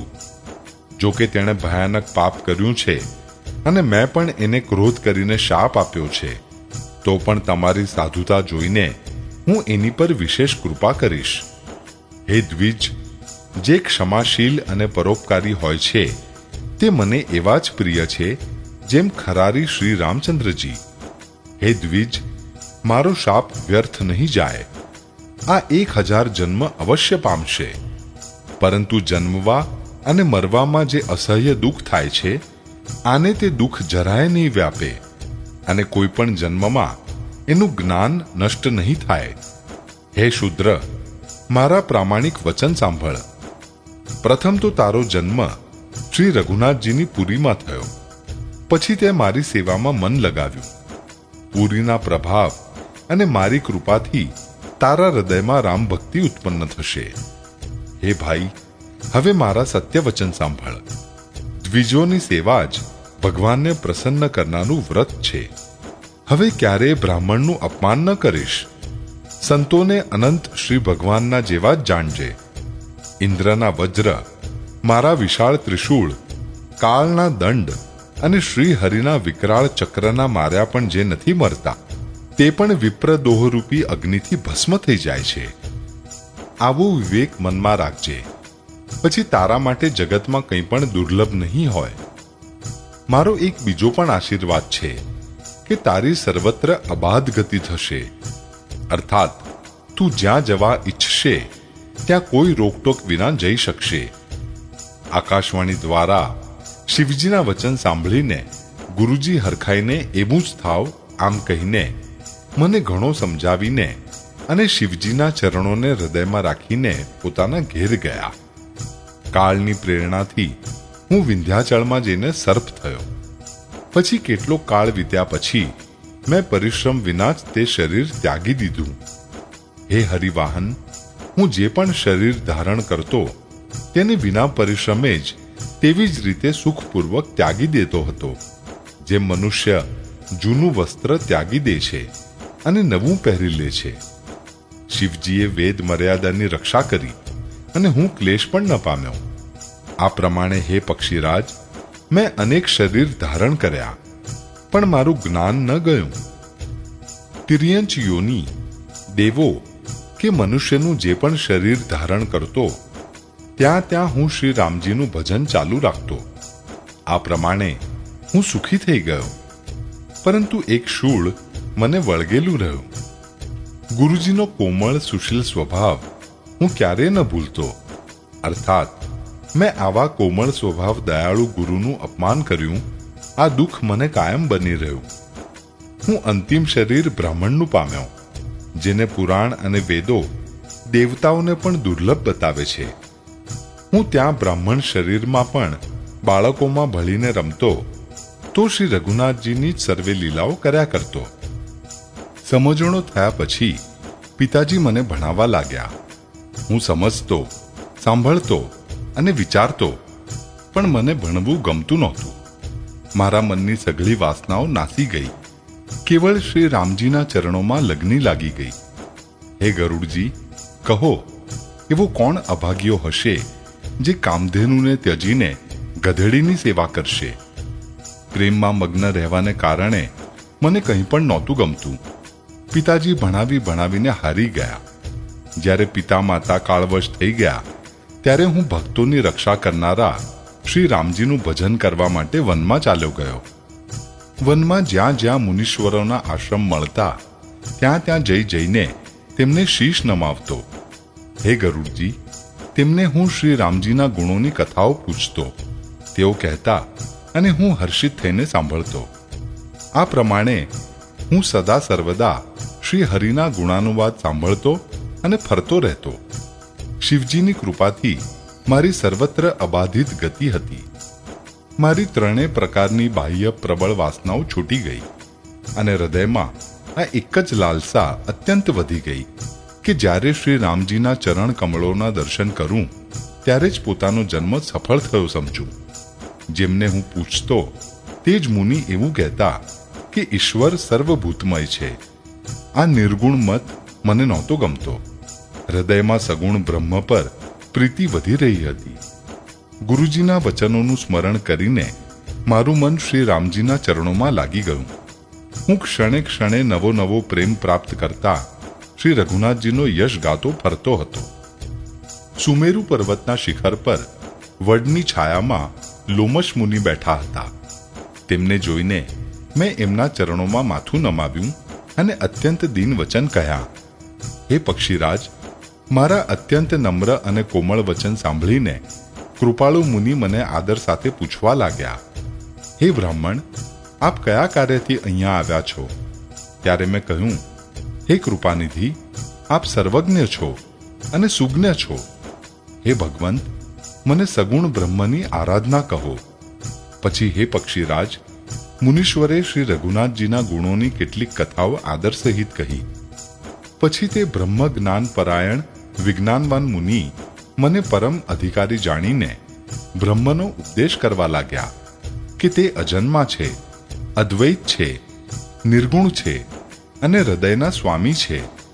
તેઓ અકળ, ઈચ્છા રહિત, નામ રહિત, રૂપ રહિત, અનુભવથી જાણવા યોગ્ય, અખંડ અને ઉપમા રહિત છે. તેઓ મન અને ઇન્દ્રિયોથી પર, નિર્મળ, વિનાશ રહિત, નિર્વિકાર, સીમા રહિત અને સુખના ભંડાર છે. વેદો એવું ગાય છે કે તે જ તું છે. જળ અને જળની તરંગની જેમ એનામાં અને તારામાં કોઈ ભેદ નથી. મુનિએ મને અનેક પ્રકારે સમજાવ્યો, પણ નિર્ગુણ મત મારા હૃદયમાં ન બેઠો. મેં પાછા મુનિના ચરણોમાં માથું નમાવીને કહ્યું, હે મુનીશ્વર, મને સગુણ બ્રહ્મની ઉપાસના કહો. મારું મન રામ ભક્તિરૂપ જળમાં માછલી થઈ રહ્યું છે. હે ચતુર મુનીશ્વર, આવી દશામાં તે એનાથી જુદું કેવી રીતે થઈ શકે છે? આપ દયા કરીને મને એ જ ઉપદેશ કહો જેથી હું શ્રી રઘુનાથજીને પોતાની આંખોથી નિહાળી શકું. પહેલા નેત્રો ભરીને શ્રી અયોધ્યાનાથને જોઈને પછી નિર્ગુણનો ઉપદેશ સાંભળીશ. મુનિએ અનુપમ હરિકથા કહીને પાછા સગુણ મતનું ખંડન કરીને નિર્ગુણનું નિરૂપણ કર્યું. ત્યારે હું નિર્ગુણ મતને હઠાવીને ઘણો હઠ કરીને સગુણનું નિરૂપણ કરવા લાગ્યો. મેં ઉત્તર પ્રત્યુત્તર કર્યા, તેથી મુનિના શરીરમાં ક્રોધના ચિહ્ન ઉત્પન્ન થઈ ગયા. હે પ્રભો, સાંભળો, ઘણું અપમાન કરવાથી જ્ઞાનીના પણ હૃદયમાં ક્રોધ ઉત્પન્ન થઈ જાય છે. જો કોઈ ચંદનની લાકડીને ઘણું જ ઘસે તો તેમાંથી અગ્નિ પ્રગટ થઈ જશે. મુનિ વારંવાર ક્રોધ સહિત જ્ઞાનનું નિરૂપણ કરવા લાગ્યા. ત્યારે હું બેઠો બેઠો પોતાના મનમાં અનેક પ્રકારના અનુમાન કરવા લાગ્યો. દ્વૈત બુદ્ધિ વિના ક્રોધ કેવો અને વિના અજ્ઞાને શું દ્વૈત બુદ્ધિ થઈ શકે છે? માયાને વશ રહેનારો પરિચ્છિન્ન જડ જીવ શું ઈશ્વર સમાન થઈ શકે છે? સર્વેનું હિત ઈચ્છવાથી શું ક્યારે દુઃખ આવી શકે છે? જેમની પાસે પારસમણી છે તેની પાસે શું દરિદ્રતા રહી શકે છે? બીજાઓનો દ્રોહ કરનારા શું કદી નિર્ભય થઈ શકે છે? અને કામી શું કલંક રહિત રહી શકે છે? બ્રાહ્મણનું નરસું કરવાથી શું વંશ રહી શકે છે? સ્વરૂપ ઓળખાયાથી શું કર્મ થઈ શકે છે? દુષ્ટોની સંગતથી શું કોઈને સુબુદ્ધિ ઉત્પન્ન થઈ છે? પરસ્ત્રીગામી શું ઉત્તમ ગતિ પામી શકે છે? પરમાત્માને જાણનારા કદી જન્મ મરણના ચક્કરમાં પડી શકે છે? ભગવાનની નિંદા કરનારા કદી સુખી થઈ શકે છે? નીતિ જાણ્યા વિના શું રાજ્ય રહી શકે છે? શ્રી હરિના ચરિત્ર વર્ણન કરવાથી શું પાપ રહી શકે છે? પુણ્ય વિના શું પવિત્ર યશ પ્રાપ્ત થઈ શકે છે? વિના પાપે શું કોઈ અપયશ પામી શકે છે? જેનો મહિમા વેદ, સંત અને પુરાણ ગાય છે તે હરિભક્તિ સમાન શું કોઈ અન્ય લાભ પણ છે? હે ભાઈ, જગતમાં શું આની સમાન બીજી પણ કોઈ હાનિ છે કે મનુષ્યનું શરીર પામીને પણ શ્રી રામજીનું ભજન ન કરવામાં આવે? ચાડિયાપણા સમાન શું કોઈ બીજું પાપ છે? અને હે ગરુડજી, દયા સમાન શું કોઈ અન્ય ધર્મ છે? આ પ્રમાણે હું અગણિત યુક્તિઓ મનમાં વિચારતો હતો અને આદરની સાથે મુનિનો ઉપદેશ સાંભળતો નહોતો. જ્યારે મેં વારંવાર સગુણનો પક્ષ સ્થાપિત કર્યો ત્યારે મુનિ ક્રોધયુક્ત વચન બોલ્યા. અરે મૂઢ, હું તને સર્વોત્તમ શિક્ષણ આપું છું તો પણ તેને તું નથી માનતો અને અનેક પ્રકારે ઉત્તર પ્રત્યુત્તર કરી રાખે છે. મારા સત્ય વચનો પર વિશ્વાસ નથી કરતો. કાગડાની જેમ બધાથી બીવે છે. અરે મૂર્ખ, તારા હૃદયમાં પોતાના પક્ષનો મોટો ભારે હઠ છે. માટે તું શીઘ્ર ચાંડાલ પક્ષી કાગડો થઈ જા. મેં આનંદ સાથે મુનિના શાપને માથે ચડાવી લીધો. તેનાથી મને ન કંઈ ભય થયો અને ન દીનતા જ આવી. ત્યારે હું તરત જ કાગડો થઈ ગયો. પછી મુનિના ચરણોમાં શીશ નમાવીને અને રઘુકુળ શિરોમણી શ્રી રામજીનું સ્મરણ કરીને હું હરખાઈને ઉડી નીકળ્યો. શિવજી કહે છે, હે ઉમા, જે શ્રી રામજીના ચરણોના પ્રેમી છે અને કામ, અભિમાન તથા ક્રોધથી રહિત છે તે જગતને પોતાના પ્રભુથી ભરાયેલું જુએ છે, પછી તે કોનાથી વેર કરે? કાકભૂષુંડીજીએ કહ્યું, હે પક્ષીરાજ ગરુડજી, સાંભળો, આમાં ઋષિનો કંઈ પણ દોષ ન હતો. રઘુવંશના વિભૂષણ શ્રી રામજી જ સર્વેના હૃદયમાં પ્રેરણા કરનારા છે. કૃપાસાગર પ્રભુએ મુનિની બુદ્ધિને ભોળી કરીને મારા પ્રેમની પરીક્ષા લીધી. મન, વચન અને કર્મથી જ્યારે પ્રભુએ મને પોતાનો દાસ જાણી લીધો ત્યારે ભગવાને મુનિની બુદ્ધિ પાછી ફેરવી નાખી. ઋષિએ મારો મહાન પુરુષો જેવો સ્વભાવ અને શ્રી રામજીના ચરણોમાં વિશેષ વિશ્વાસ જોયો. ત્યારે મુનિએ ઘણા વિસ્મય સાથે વારંવાર પસ્તાઈને મને આદરપૂર્વક તેડાવ્યો. તેમણે અનેક પ્રકારે મારો સંતોષ કર્યો અને ત્યારે હરખાઈને મને રામ મંત્ર આપ્યો. કૃપાનિધાન મુનિએ મને બાળરૂપ શ્રી રામજીનું ધ્યાન બતાવ્યું. સુંદર અને સુખ આપનાર આ ધ્યાન મને ઘણું જ ઠીક લાગ્યું. તે ધ્યાન હું તમને અગાઉ સંભળાવી ચૂક્યો છું. મુનિએ કેટલાક સમય સુધી મને ત્યાં પોતાની પાસે રાખ્યો. પછી તેમણે રામચરિત માનસનું વર્ણન કર્યું. આદરપૂર્વક મને આ કથા સંભળાવીને પછી મુનિએ મને સુંદર વાણી કહી. હે તાત, આ સુંદર અને ગુપ્ત રામચરિત્ર રૂપી સરોવર મેં શિવજીની કૃપાથી મેળવ્યું હતું. તમને શ્રી રામજીના નિજ ભક્ત જાણ્યા એટલે મેં તમને સર્વ ચરિત્ર વિસ્તારથી કહ્યું. હે તાત, જેમના હૃદયમાં શ્રી રામજીની ભક્તિ નથી તેમના સામે આને કદીએ ન કહેવું જોઈએ. મુનિએ મને અનેક પ્રકારે સમજાવ્યો ત્યારે મેં પ્રેમની સાથે મુનિના ચરણોમાં શીશ નમાવ્યું. મુનીશ્વરે પોતાના કર કમળોથી મારા મસ્તકે સ્પર્શ કરીને હર્ષિત થઈને આશીર્વાદ આપ્યા કે હવે મારી કૃપાથી તારા હૃદયમાં સદાય પ્રગાઢ રામભક્તિ વસશે. તમે સદાય શ્રી રામજીના પ્રિય થાવ અને કલ્યાણરૂપ ગુણોના ધામ માન રહિત ઈચ્છાનુસાર રૂપ ધારણ કરવામાં સમર્થ, ઈચ્છા મૃત્યુ અને જ્ઞાન અને વૈરાગ્યના ભંડાર થાવ. આટલું જ નહીં, શ્રી ભગવાનનું સ્મરણ કરતા તમે જે આશ્રમમાં નિવાસ કરશો ત્યાં 1 યોજન સુધી અવિદ્યા નહીં વ્યાપે. કાળ, કર્મ, ગુણ, દોષ અને સ્વભાવથી ઉત્પન્ન કંઈ પણ દુઃખ તમને ક્યારેય નહીં વ્યાપે. અનેક પ્રકારના સુંદર શ્રી રામજીના રહસ્ય જે ઇતિહાસ અને પુરાણોમાં ગુપ્ત અને પ્રગટ છે, તમે તે સર્વેને પણ પરિશ્રમ વિના જ જાણી જશો. શ્રી રામજીના ચરણોમાં તમારો નિત્ય નવો પ્રેમ થાય. પોતાના મનમાં તમે જે કંઈ ઈચ્છા કરશો, શ્રી હરિની કૃપાથી તેની પૂર્તિ કંઈ પણ દુર્લભ નહીં હોય. હે ધીર બુદ્ધિ ગરુડજી, સાંભળો. મુનિનો આશીર્વાદ સાંભળીને આકાશમાં ગંભીર બ્રહ્મવાણી થઈ કે હે જ્ઞાની મુનિ, તમારા વચન એવા જ સત્ય થાવ.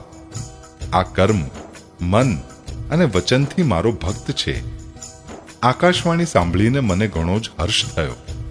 હું પ્રેમમાં મગ્ન થઈ ગયો અને મારા સર્વે સંશય જતા રહ્યા. તત્પશ્ચાત મુનિને વિનંતી કરીને, આજ્ઞા પામીને અને તેમના ચરણ કમળોમાં વારંવાર શીશ નમાવીને હું હર્ષ સહિત આ આશ્રમમાં આવ્યો. પ્રભુ શ્રી રામજીની કૃપાથી મેં દુર્લભ વર પામી લીધો. હે પક્ષીરાજ, સાંભળો. મને અહીં નિવાસ કરતા 27 કલ્પ વીતી ગયા. હું સદા અહીં શ્રી રઘુનાથજીના ગુણોનું ગાન કર્યા કરું છું અને ચતુર પક્ષી તેને આદરપૂર્વક સાંભળે છે. અયોધ્યાપુરીમાં જ્યારે જ્યારે શ્રી રઘુવીર ભક્તોના માટે મનુષ્ય શરીર ધારણ કરે છે, ત્યારે ત્યારે હું જઈને શ્રી રામજીની નગરીમાં રહું છું અને પ્રભુની બાળ લીલા જોઈને સુખ પ્રાપ્ત કરું છું. પછી હે પક્ષીરાજ, શ્રી રામજીના બાળ રૂપને હૃદયમાં રાખીને હું પોતાના આશ્રમમાં આવી જાઉં છું. જે કારણે મેં કાગદેહ મેળવ્યો તે સમસ્ત કથા આપને સંભળાવી દીધી. હે તાત, મેં આપના સર્વે પ્રશ્નોના ઉત્તર કહ્યા. આહા, રામ ભક્તિનો મોટો ભારે મહિમા છે. મને પોતાનું આ કાગ શરીર એટલા માટે પ્રિય છે કે તેમાં મને શ્રી રામજીના ચરણોનો પ્રેમ પ્રાપ્ત થયો. આ શરીરેથી હું પોતાના પ્રભુના દર્શન પામ્યો અને મારા સર્વે સંશય ટળી ગયા. માસ પારાયણ 29મો વિશ્રામ. જય શ્રી રામ. હું હઠ કરીને ભક્તિ પક્ષ પર ચોંટ્યો રહ્યો, જેનાથી મહર્ષિ લોમશે મને શાપ આપ્યો. પરંતુ તેનું ફળ એ થયું કે મુનિઓને પણ દુર્લભ વરદાન હું પામ્યો. ભજનનો પ્રતાપ તો જુઓ. જે ભક્તિનો આવો મહિમા જાણીને પણ તેને છોડી દે છે અને કેવળ જ્ઞાનને માટે શ્રમ કરે છે, તે મૂર્ખ ઘેર ઉભેલી કામધેનુને ત્યજીને દૂધ માટે આકડાના ઝાડને શોધતો ફરે છે. હે પક્ષીરાજ, સાંભળો. જે લોકો શ્રી હરિની ભક્તિને છોડીને બીજા ઉપાયોથી સુખ ઈચ્છે છે, તે મૂર્ખ અને જડ કરણી વાળા વહાણ વિના જ તરીને મહાસમુદ્રને પાર કરવા માંગે છે. શિવજી કહે છે, હે ભવાની, ભૂષુંડીના વચન સાંભળીને ગરુડજી હર્ષિત થઈને કોમળ વાણીથી બોલ્યા, હે પ્રભો, આપના પ્રસાદથી મારા હૃદયમાં હવે સંદેહ, શોક, મોહ અને ભ્રમ થોડોક પણ ન રહ્યો. મેં આપની કૃપાથી શ્રી રામચંદ્રજીના પવિત્ર ગુણ સમૂહોને સાંભળ્યા અને શાંતિ પ્રાપ્ત કરી. હે પ્રભો, હવે હું આપને એક વાત બીજી પૂછું છું. હે કૃપાસાગર, મને સમજાવીને કહો. સંત, મુનિ, વેદ અને પુરાણ એ કહે છે કે જ્ઞાન સમાન દુર્લભ કંઈ પણ નથી. હે ગોસાઈ, એ જ જ્ઞાન મુનિએ આપને કહ્યું, પરંતુ આપે ભક્તિ સમાન એનો આદર નથી કર્યો. હે કૃપાના ધામ, હે પ્રભો, જ્ઞાન અને ભક્તિમાં શું અંતર છે? આ સઘળું મને કહો. ગરુડજીના વચન સાંભળીને સુગ્ન કાગ ભૂષુંડીજીએ સુખ માન્યું અને આદરની સાથે કહ્યું, ભક્તિ અને જ્ઞાનમાં કંઈ પણ ભેદ નથી. બંને સંસારથી ઉત્પન્ન ક્લેશોને હરી લે છે. હે નાથ, મુનીશ્વર એમનામાં કંઈક અંતર બતાવે છે. હે પક્ષી શ્રેષ્ઠ, તેને સાવધાન થઈને સાંભળો. હે હરિવાહન, સાંભળો. જ્ઞાન, વૈરાગ્ય, યોગ, વિજ્ઞાન આ સર્વે પુરુષ છે. પુરુષનો પ્રતાપ સર્વે પ્રકારે પ્રબળ થાય છે. અબળા અર્થાત માયા સ્વાભાવિકપણે જ નિર્બળ અને જાતિથી જડ હોય છે. પરંતુ જે વૈરાગ્યવાન અને ધીર બુદ્ધિ પુરુષો છે તે જ સ્ત્રીને ત્યાગી શકે છે. ન કે તે કામી પુરુષો જે વિષયના વશમાં છે અને શ્રી રઘુવીરના ચરણોથી વિમુખ છે. એ જ વૈરાગ્યવાન ધીર બુદ્ધિ જ્ઞાનના ભંડાર મુનિ પણ મૃગનયનીના ચંદ્રમુખને જોઈને વિવશ થઈ જાય છે. હે ગરુડજી, ભગવાન વિષ્ણુની સાક્ષાત માયા જ સ્ત્રી રૂપે પ્રગટ છે. અહીં હું કોઈ પક્ષપાત નથી રાખતો. વેદ, પુરાણ અને સંતોના મત જ કહું છું. હે ગરુડજી, આ અનુપમ રીતિ છે કે એક સ્ત્રીના રૂપ પર બીજી સ્ત્રી મોહિત નથી થતી. આપ સાંભળો, માયા અને ભક્તિ આ બંને સ્ત્રી વર્ગની છે. આ સૌ કોઈ જાણે છે. વળી શ્રી રઘુવીરને ભક્તિ પ્રિય છે. માયા બિચારી તો નિશ્ચય જ નાચનારી નટી જ છે. શ્રી રઘુનાથજી ભક્તિને વિશેષ અનુકૂળ રહે છે. એથી જ માયા તેનાથી અત્યંત બીતી રહે છે. જેના હૃદયમાં ઉપમા રહિત અને ઉપાધિ રહિત રામ ભક્તિ સદા કોઈ બાધા વિના વસે છે, તેને જોઈને માયા સંકોચાઈ જાય છે. તેના પર તે પોતાની પ્રભુતા થોડીક પણ નથી ચલાવી શકતી. આવો વિચાર કરીને જ જે વિજ્ઞાની મુનિ છે તે પણ સર્વે સુખોની ખાણ ભક્તિની જ યાચના કરે છે. શ્રી રઘુનાથજીનું આ રહસ્ય જલ્દી કોઈ પણ નથી જાણી શકતું. શ્રી રઘુનાથજીની કૃપાથી જે આને જાણી જાય છે તેને સ્વપ્નમાંય મોહ નથી થતો. હે સુચતુર ગરુડજી, જ્ઞાન અને ભક્તિનો બીજો પણ ભેદ સાંભળો, જેના સાંભળવાથી શ્રી રામજીના ચરણોમાં સદા અક્ષીણ પ્રેમ થઈ જાય છે. હે તાત, આ અકથનીય કહાણી સાંભળો. આ સમજતા જ બને છે, કહી નથી શકાતી. જીવ ઈશ્વરનો અંશ છે, એટલા માટે તે અવિનાશી, ચેતન, નિર્મળ અને સ્વભાવથી જ સુખનો ભંડાર છે. હે ગોસાઈ, તે માયાને વશીભૂત થઈને પોપટ અને વાનરાની જેમ પોતાની મેળે જ બંધાઈ ગયો. આ પ્રમાણે જડ અને ચેતનમાં ગ્રંથિ પડી ગઈ. જો કે તે ગ્રંથિ મિથ્યા જ છે, તો પણ તેનાથી છૂટવામાં કઠિનતા છે. ત્યારથી જીવ સંસારી થઈ ગયો, એટલે કે જન્મ મરણના બંધનમાં પડી ગયો. હવે ન તો ગાંઠ છૂટે છે અને ન તે સુખી થાય છે.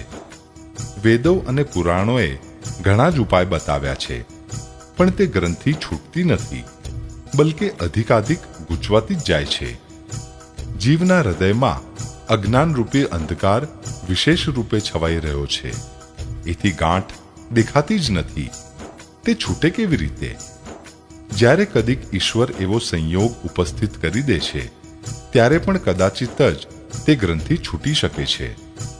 શ્રી હરિની કૃપાથી જો સાત્વિકી શ્રદ્ધારૂપી સુંદર ગાય હૃદયરૂપી ઘરમાં આવીને વસી જાય, અસંખ્ય જપ, તપ, વ્રત, યમ અને નિયમાદિ શુભ ધર્મ અને આચાર જે શ્રુતિઓએ કહ્યા છે તે જ લીલા તૃણોને જ્યારે તે ઘાસ ચરે અને આસ્તિક ભાવરૂપી નાના વાછરડાને પામીને તે પારસો મૂકે. નિવૃત્તિ નેત્રું છે, વિશ્વાસ વાસણ છે, નિર્મળ મન જે સ્વયં પોતાનો દાસ છે, દોહનારો આહિર છે. હે ભાઈ, આ પ્રમાણે ધર્માચારમાં પ્રવૃત્ત સાત્વિકી શ્રદ્ધારૂપી ગાયથી ભાવ, નિવૃત્તિ અને વશમાં કરેલા નિર્મળ મનની સહાયથી પરમ ધર્મમય દૂધ દોહીને એને નિષ્કામ ભાવરૂપી અગ્નિ પર સારી રીતે ઉકાળે. પછી ક્ષમા અને સંતોષરૂપી હવાથી તેને ઠંડુ કરે અને ધૈર્ય તથા શમરૂપી મેળવણ નાખીને એને જમાવે. ત્યારે મુદિતા રૂપી ગોળામાં તત્વ વિચારરૂપી રવૈયાથી દમના આધારે સત્ય અને સુંદર વાણીરૂપી દોરડી લગાડીને એને મથે અને મથીને પછી એમાંથી નિર્મળ, સુંદર અને અત્યંત પવિત્ર વૈરાગ્યરૂપી માખણ કાઢી લે. ત્યારે યોગરૂપી અગ્નિ પ્રગટ કરીને તેમાં સમસ્ત શુભાશુભ કર્મરૂપી ઈંધણ લગાડી દે. જ્યારે મમતા રૂપી મેલ બળી જાય ત્યારે બચેલા જ્ઞાન રૂપી ઘીને બુદ્ધિથી ઠંડુ કરે, ત્યારે વિજ્ઞાન રૂપિણી બુદ્ધિ તે જ્ઞાન રૂપી નિર્મળ ઘીને પામીને તેનાથી ચિત્તરૂપી દીવાને ભરી સમતાની દિવેટ બનાવીને તેના પર તેને દ્રઢતાપૂર્વક જમાવીને રાખે. જાગ્રત, સ્વપ્ન અને સુષુપ્તિ ત્રણેય અવસ્થાઓ અને સત્વ, રજ અને તમ એમ ત્રણેય ગુણરૂપી કપાસમાંથી તુર્યાવસ્થા રૂપી રૂને કાઢીને અને પછી એને સમારીને સુંદર કડક દિવેટ બનાવે. આ પ્રમાણે તેજનો ભંડાર વિજ્ઞાનમય દીપકને પેટાવે, જેના સમીપ જતા જ મદ આદિ સર્વે પતંગિયા બળી જાય. સોહમસ્મી, આ જે અખંડ વૃત્તિ છે તે જ પરમ પ્રચંડ દીપશિખા છે. આ પ્રમાણે જ્યારે આત્માનુભવના સુખનો સુંદર પ્રકાશ પ્રસરે છે ત્યારે સંસારના મૂળ ભેદરૂપી ભ્રમનો નાશ થઈ જાય છે અને મહાન બળવતી અવિદ્યાના પરિવાર મોહ આદિનો અપાર અંધકાર મટી જાય છે. ત્યારે તે જ બુદ્ધિ પ્રકાશને પામીને હૃદયરૂપી ઘરમાં બેસીને તે જડ ચેતનની ગાંઠને ખોલે છે. જો વિજ્ઞાન રૂપિણી બુદ્ધિ તે ગાંઠને ખોલી શકે ત્યારે આ જીવ કૃતાર્થ થાય. પરંતુ હે પક્ષીરાજ ગરુડજી, ગાંઠ ખોલતા જાણીને માયા પાછી અનેક વિઘ્ન કરે છે.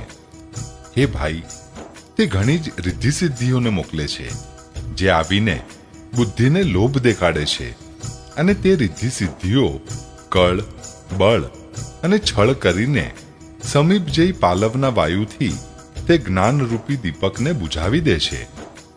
જો બુદ્ધિ ઘણી ચતુર થઈ તો તે એને અહિતકારી સમજીને તેમની સામે જોતી પણ નથી. આ પ્રમાણે જો માયાના વિઘ્નોથી બુદ્ધિને અડચણ ન થઈ તો પછી દેવો ઉપાધિ કરે છે. ઇન્દ્રિયોના દ્વાર હૃદયરૂપી ઘરના અનેક ઝરૂખા છે, ત્યાં ત્યાં દેવ થાણું કરીને બેઠા છે. જેવા જ તે વિષયરૂપી વાયુને આવતા જુએ છે કે તુરત જ હઠપૂર્વક કમાડ ખોલી નાખે છે. જેવો જ તે ઉગ્ર વાયુ હૃદયરૂપી ઘરમાં જાય છે તેવો જ તે વિજ્ઞાનરૂપી દીપક બુઝાઈ જાય છે. ગાંઠ પણ ન છૂટી અને તે પ્રકાશ પણ નષ્ટ થઈ ગયો. વિષયરૂપી વાયુથી બુદ્ધિ વ્યાકુળ થઈ ગઈ. ઇન્દ્રિયો અને તેમના દેવતાઓને જ્ઞાન નથી ગમતું, કારણ કે એમની વિષય ભોગોમાં સદાય પ્રીતિ રહે છે અને બુદ્ધિને પણ વિષયરૂપી હવાએ બહાવરી બનાવી દીધી. તો પછી ફરીથી તે જ્ઞાન દીપકને એ જ રીતે કોણ પ્રગટાવે? આ પ્રમાણે જ્ઞાનદીપ હોલવાઈ જાય ત્યાર પછી જીવ અનેક પ્રકારે સંસ્કૃતિના ક્લેશ પામે છે. હે પક્ષીરાજ, હરિની માયા અત્યંત દુસ્તર છે. તે સહજમાં જ તરી નથી શકાતી. જ્ઞાન કહેવામાં કઠિન, સમજવામાં કઠિન અને સાધવામાં પણ કઠિન છે. જો ગુણાક્ષર ન્યાયથી કદાચિત આ જ્ઞાન થઈ પણ જાય તો પછી તેને બચાવી રાખવામાં અનેક વિઘ્ન છે. જ્ઞાનનો માર્ગ કૃપાણની સમાન છે. હે પક્ષીરાજ, આ માર્ગમાંથી પડતા વાર નથી લાગતી. જે આ માર્ગને નિર્વિઘ્ન નભાવી લઈ જાય છે એ જ કૈવલ્ય રૂપ પરમપદને પ્રાપ્ત કરે છે. સંત, પુરાણ, વેદ અને તંત્ર આદિ શાસ્ત્ર સૌ આ જ કહે છે કે કૈવલ્ય રૂપ પરમપદ અત્યંત દુર્લભ છે. પરંતુ હે ગોસાઈ, તે જ અત્યંત દુર્લભ મુક્તિ પણ શ્રી રામજીને ભજવાથી ઈચ્છા કર્યા વિના જ આવી જાય છે. જેમ સ્થળના વિના જળ નથી રહી શકતું, ભલે કોઈ કરોડ પ્રકારના ઉપાય કેમ ન કરે, તેમજ હે પક્ષીરાજ, સાંભળો, મોક્ષ સુખ પણ શ્રી હરિની ભક્તિને ત્યજીને નથી રહી શકતું. આવો વિચાર કરીને બુદ્ધિમાન હરિભક્ત ભક્તિ પર લોભાયમાન રહીને મુક્તિનો તિરસ્કાર કરી નાખે છે. ભક્તિ કરવાથી સંસ્કૃતિની જડ અવિદ્યા પ્રયત્ન અને પરિશ્રમ વિના જ તેવી જ રીતે નષ્ટ થઈ જાય છે જેમ ભોજન કરવામાં આવે છે તો તૃપ્તિને માટે અને તે ભોજનને જઠરાગ્નિ સ્વયં પોતે પચાવી નાખે છે. આવી સુગમ અને પરમ સુખ આપનારી હરિભક્તિ જેને ન ગમે એવો મૂઢ કોણ હશે? હે સર્પોના શત્રુ ગરુડજી, હું સેવક છું. અને ભગવાન મારા સેવ્ય છે. આ ભાવ વિના સંસારરૂપી સમુદ્રમાં તરવું નથી બની શકતું. આવો સિદ્ધાંત વિચારીને શ્રી રામચંદ્રજીના ચરણ કમળોનું ભજન કરો. જે ચેતનને જડ કરી નાખે છે અને જડને ચેતન કરી નાખે છે, એવા સમર્થ શ્રી રઘુનાથજીને જે પણ જીવ ભજે છે તે ધન્ય છે. મેં જ્ઞાનનો સિદ્ધાંત સમજાવીને કહ્યો. હવે ભક્તિરૂપી મણીની પ્રભુતા સાંભળો. શ્રી રામજીની ભક્તિ સુંદર ચિંતામણી છે. હે ગરુડજી, આ જેના હૃદયમાં વસે છે તે દિવસ રાત પરમ પ્રકાશરૂપ રહે છે. તેને દીપક, ઘી અને દિવેટ કંઈ પણ જોઈતું નથી. વળી મોહરૂપી દરિદ્રતા નજીક આવતી નથી અને લોભરૂપી વાયુ એ મણિમય દીપકને બુઝાવી શકતો નથી. કેમ કે મણિ સ્વયં પ્રકાશરૂપ છે. તે કોઈ બીજાની સહાયથી પ્રકાશ નથી કરતો. તેના પ્રકાશથી અવિદ્યાનો પ્રબળ અંધકાર મટી જાય છે. મદાદી પતંગિયાઓનો સમસ્ત સમૂહ હારી જાય છે. જેના હૃદયમાં ભક્તિ વસે છે, કામ, ક્રોધ અને લોભ આદિ દુષ્ટ તો એની પાસે જતા નથી. તેને માટે વિષ અમૃતની સમાન અને શત્રુ મિત્ર થઈ જાય છે. તે મણિના વિના કોઈ સુખ નથી પામતું. મોટા મોટા માનસ રોગ જેમને વશ થઈને સર્વે જીવો દુઃખી થઈ રહ્યા છે તે એને વ્યાપતા નથી.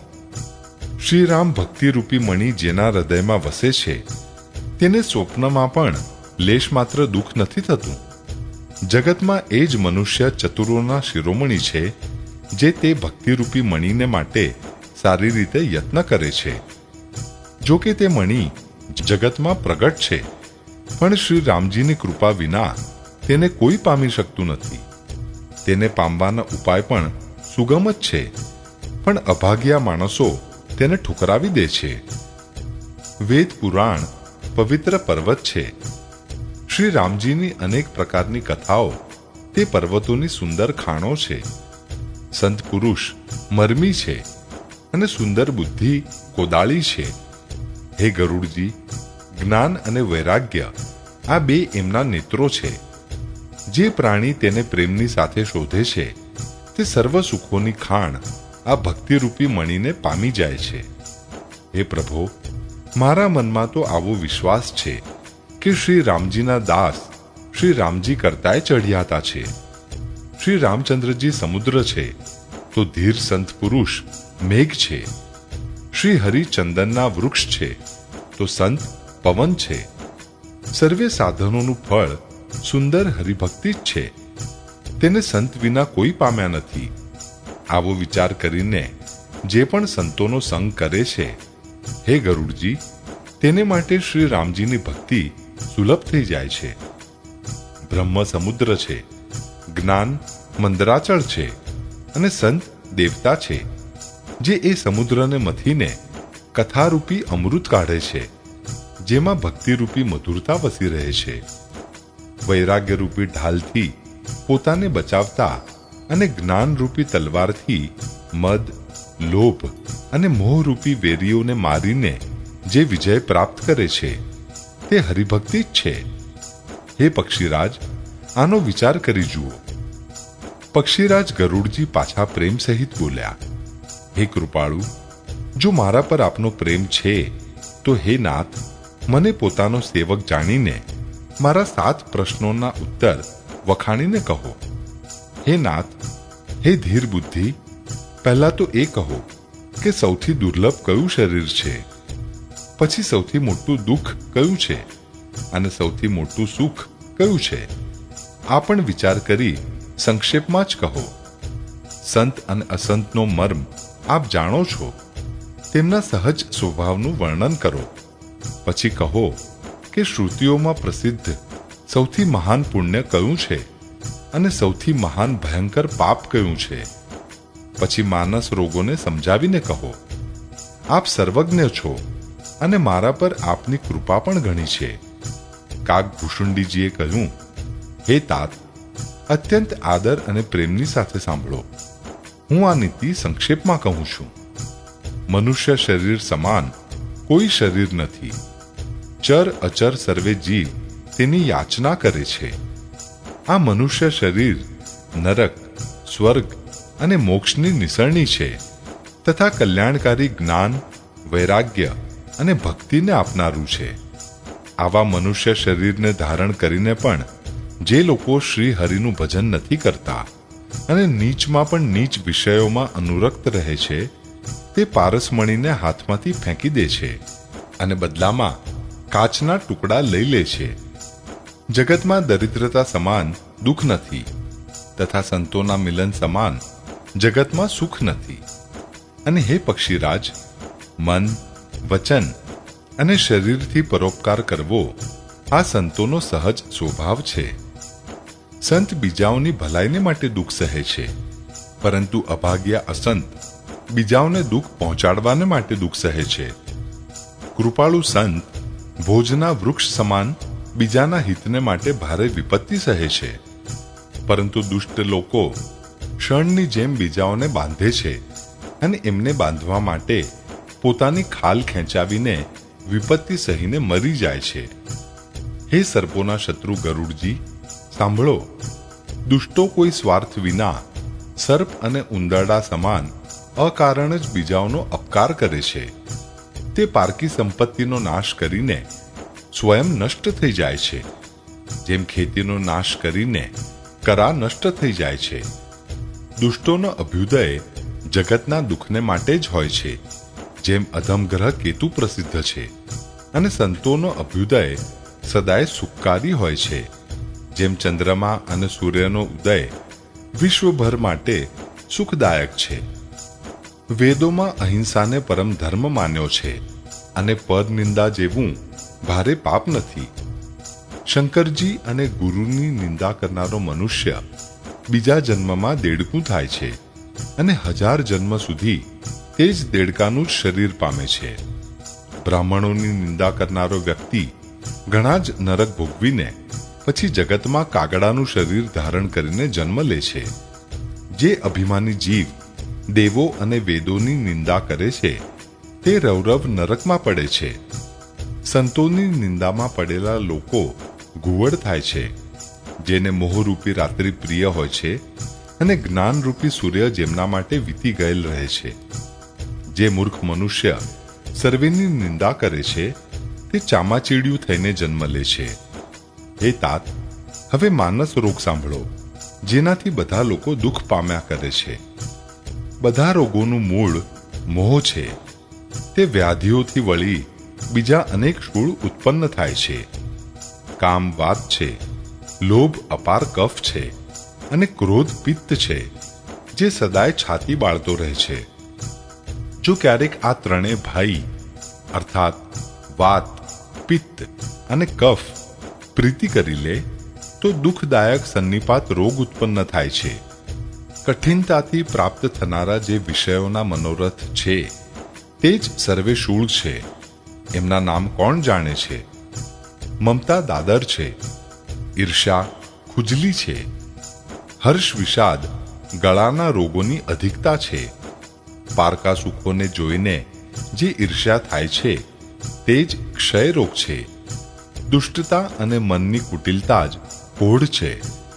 અહંકાર અત્યંત દુઃખ આપનારું ડમરૂ રોગ છે. દંભ, કપટ, મદ અને માન નાડીનો રોગ છે. તૃષ્ણા ઘણો ભારે ઉદરવૃદ્ધિ રોગ છે. ત્રણેય પ્રકારની પ્રબળ ઈચ્છાઓ પ્રબળ ત્રિજારી છે. મત્સર અને અવિવેક 2 પ્રકારના જ્વર છે. આ પ્રકારના અનેક નરસા રોગો છે, જેમને ક્યાં સુધી કહું. એક જ રોગને વશ થઈને મનુષ્ય મરી જાય છે. પછી આ તો ઘણા જ અસાધ્ય રોગ છે. એ જીવોને નિરંતર કષ્ટ આપતા રહે છે. આવી દશામાં તે સમાધિને કેવી રીતે પ્રાપ્ત કરે? નિયમ, ધર્મ, આચાર, તપ, જ્ઞાન, યજ્ઞ, જપ, દાન તથા બીજા પણ કરોડો ઔષધો છે, પરંતુ હે ગરુડજી, તેનાથી આ રોગો જતા નથી. આ રીતે જગતમાં સમસ્ત જીવ રોગી છે, જે શોક, હર્ષ, ભય, પ્રીતિ આદિ દ્વંદ્વોને લીધે વિયોગી થઈ રહ્યા છે.